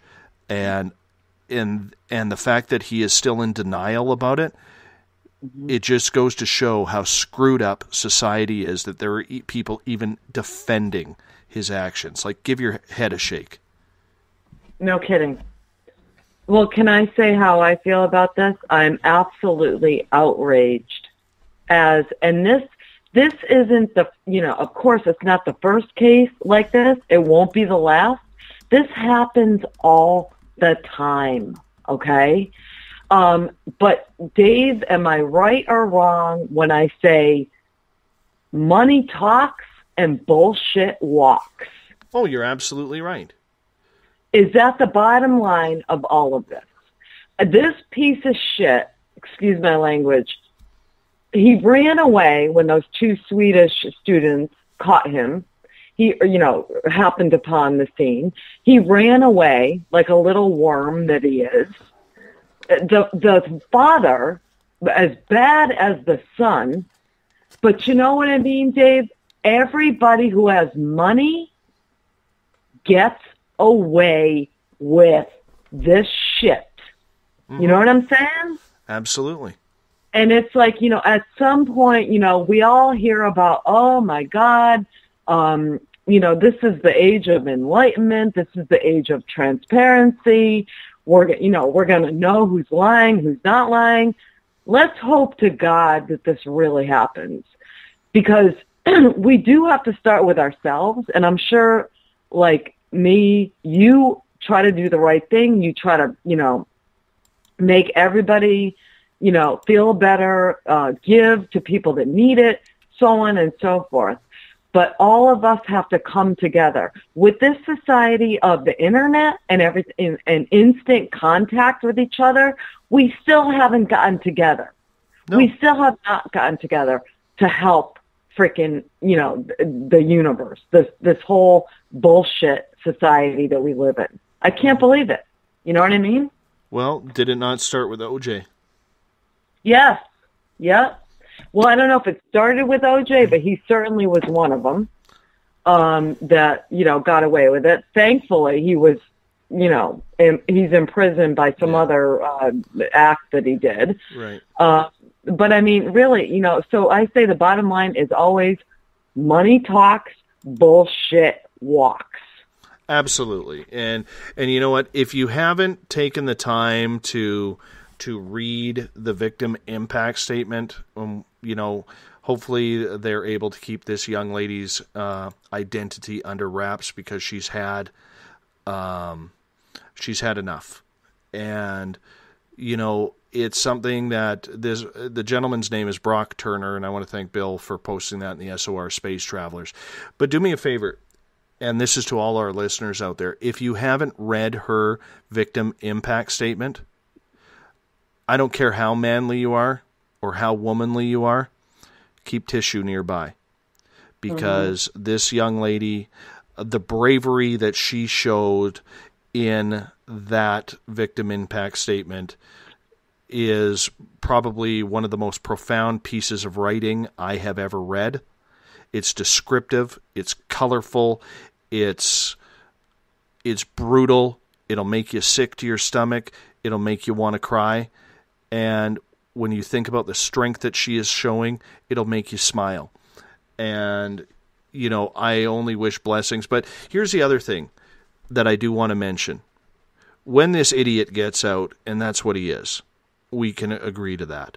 Okay? Yeah, but let me just mention this, Dave. 6 months in the county jail. I agree. The county jail? Get the F out of here. Mm-hmm. Go ahead. Absolutely. But he's going to be titled, His Life is Ruined. Okay, we have two, whether they're rich or not, we have two families who are ruined right now. And, I hate reading this stuff, and I don't care what the subject is. I hate reading this stuff where, the vigilanteism and the violence and vitriol that people want to put on anybody in this situation. I don't like that. This kid's life is ruined. Yes, he made a horrific decision. He's going to be titled a rapist the rest of his life. That's not an easy title to get over. But hopefully in that 3 to 6 months, whatever he has, he's able to learn what he needs to learn. I highly doubt it, in my personal opinion. I do, but on the flip side, it's something where at least he'll have enough punishment. We don't have to make death threats. We don't have to say, if I see the guy, I'm going to be, knocking his teeth off or cutting his cock off or whatever people are saying online, right? Like, as a society, you mentioned earlier, as a society, we need to grow up. Mm-hmm. And taking the law into our own hands and creating vigilanteism just to act tough on social media is not the way to do it either. Because he is, whether we like it or not, and whether he accepts it or not, the public has identified him as a sociopath and as a rapist his entire life. And he's got, at 20 years old, he's got, the next 60 to 70 years to wear that title. And people never forget, and they won't forget, but screw him. It's not about him. It's about her. I think everybody needs to pray for her to make sure that she has, enough strength to continue doing what she's doing, because she showed impeccable strength with her victim impact statement, and, she wouldn't be defeated, and she won. Right. But, but Dave, I just want to say this.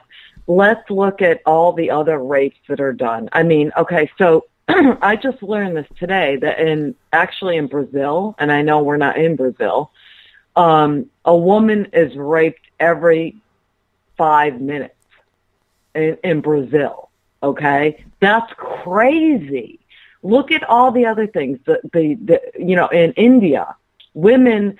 So women have really dealt with so much of it over time. I mean, I got into an argument with somebody last night, actually, and he said, men nowadays are demeaned.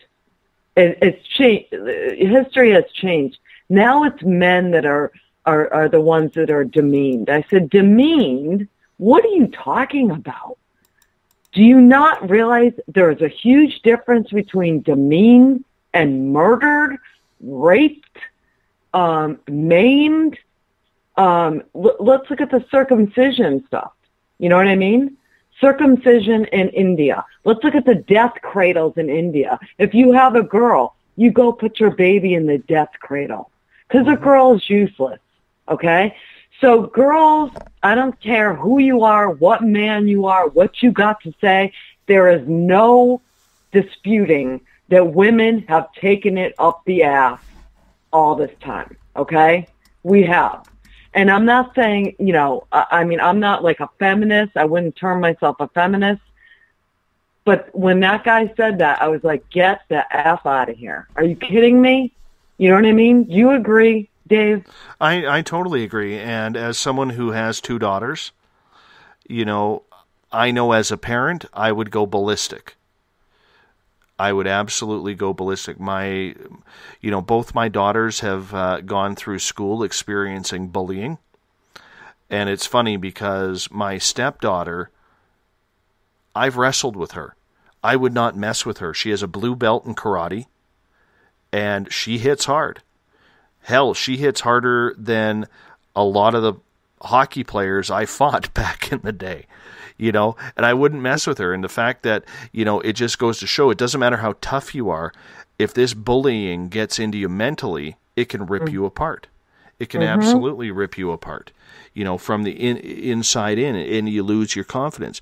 But, I mean, yeah, women have for years, and I'm not a feminist either, you know, but for years, women have been ripped off, you know. Yeah. And I tell my daughters, be whatever you want. You know, you're a human. You know, you have the smarts, you have the ability, you have the strength. Don't ever let anybody tell you you're just a woman. Because you're more than that. You are the giver of life. Yes. And, you know, it's like we are equal. We're not like none, you know, female, male. There's no difference. We are equal. Absolutely. And that's how we should be treated, just because, you know, whatever. I don't want to get into this, but you get my point, you know? Absolutely. And it's going to, you know what, if we continue this, we only got a couple minutes left, it's going to open up a whole Pandora's box with multiculturalism that's happening in the Western side. It's going to open up a whole bunch of things that you know what, we could spend another 6 hours talking about, and we, you know, us being little peons voicing our opinion on a radio show, it's not going to make much of a difference. But I did want to bring that topic up because, let's face it, the guy's a scumbag. And you know what? If you don't, and I just want to put this out there for people once again. Yes, he got off extremely gently in the court case, but he's got a life sentence with wearing the title as rapist. Just remember that. And sometimes that can be enough to do enough damage to anyone. Hopefully. Yeah. Yeah. Karina, I had a lot of fun with you tonight. I did too. You know, it's an absolute pleasure to have you a part of it. And I'm going to get you to stick around for like 2 minutes after we get off the air, because I do need to get some Spaced Out Radio stuff from you, and I got to go over that with you. But I want to say thank you for calling overtime tonight, because we had a lot of people stick with us. That's pretty cool. Good. I'm happy. I'm happy too. So on that note, I'm going to fire up the Bumblefoot on this side, because I'm going to close this show out. And I will let you know when you will be on the air once again. Thanks, Dave. Much love to you. Yeah, you too. And thanks for everyone for listening tonight. Absolutely. And we also want to thank Susan Collins, Dowser.ca, talking about dowsing with humans, your body, spirits, and extraterrestrial energy. We tested it out tonight. We're going to do that again. Susan's going to come on the show in August or September. We'll get that thing done again. We're going to get all that going. Thanks to everyone listening in on the SHR Media Network, on Paranormal Forum, over on the Space Out Radio chat room on Spreaker, and on Facebook at Euphoria Chronicles, Force Moon Paranormal, and the SOR Space Travelers, our flagship chat room for this show. I am off tomorrow. There will be no show tomorrow. I have to attend a funeral. I do apologize. you know, I'm sure my friends and I would sooner be somewhere else than at a funeral tomorrow, but James Tyson from Spaced Out Weekend will be back in the hot seat Saturday and Sunday. Our music man is Mr. Bumblefoot himself, Ron Bumblefoot THAL. Go to our website, spacedoutradio.com. Click on the Bumblefoot banner. Check out the page dedicated to him. Those are actual concert pictures that I took when he was with Guns N' Roses in Las Vegas at the Joint. It's a great show. Great show. So, remember, you can follow us on Twitter at Spaced Out Radio. Give our Facebook page a like, Spaced Out Radio Show. On Instagram, I can be followed at Dave Scott, SOR. Our YouTube channel is Spaced Out Radio Show. Subscribe to that. And our website, which will have a new look very soon, is Spaced Out Radio Show. Now, here's the man, the myth, the music legend, Bumblefoot, taking us out. Good night. I know you're out there somewhere. This is the new totalitarian state. 1,000 eyes are waiting for you to break. Stay in line, don't make a mistake. We're watching. We watched you fall.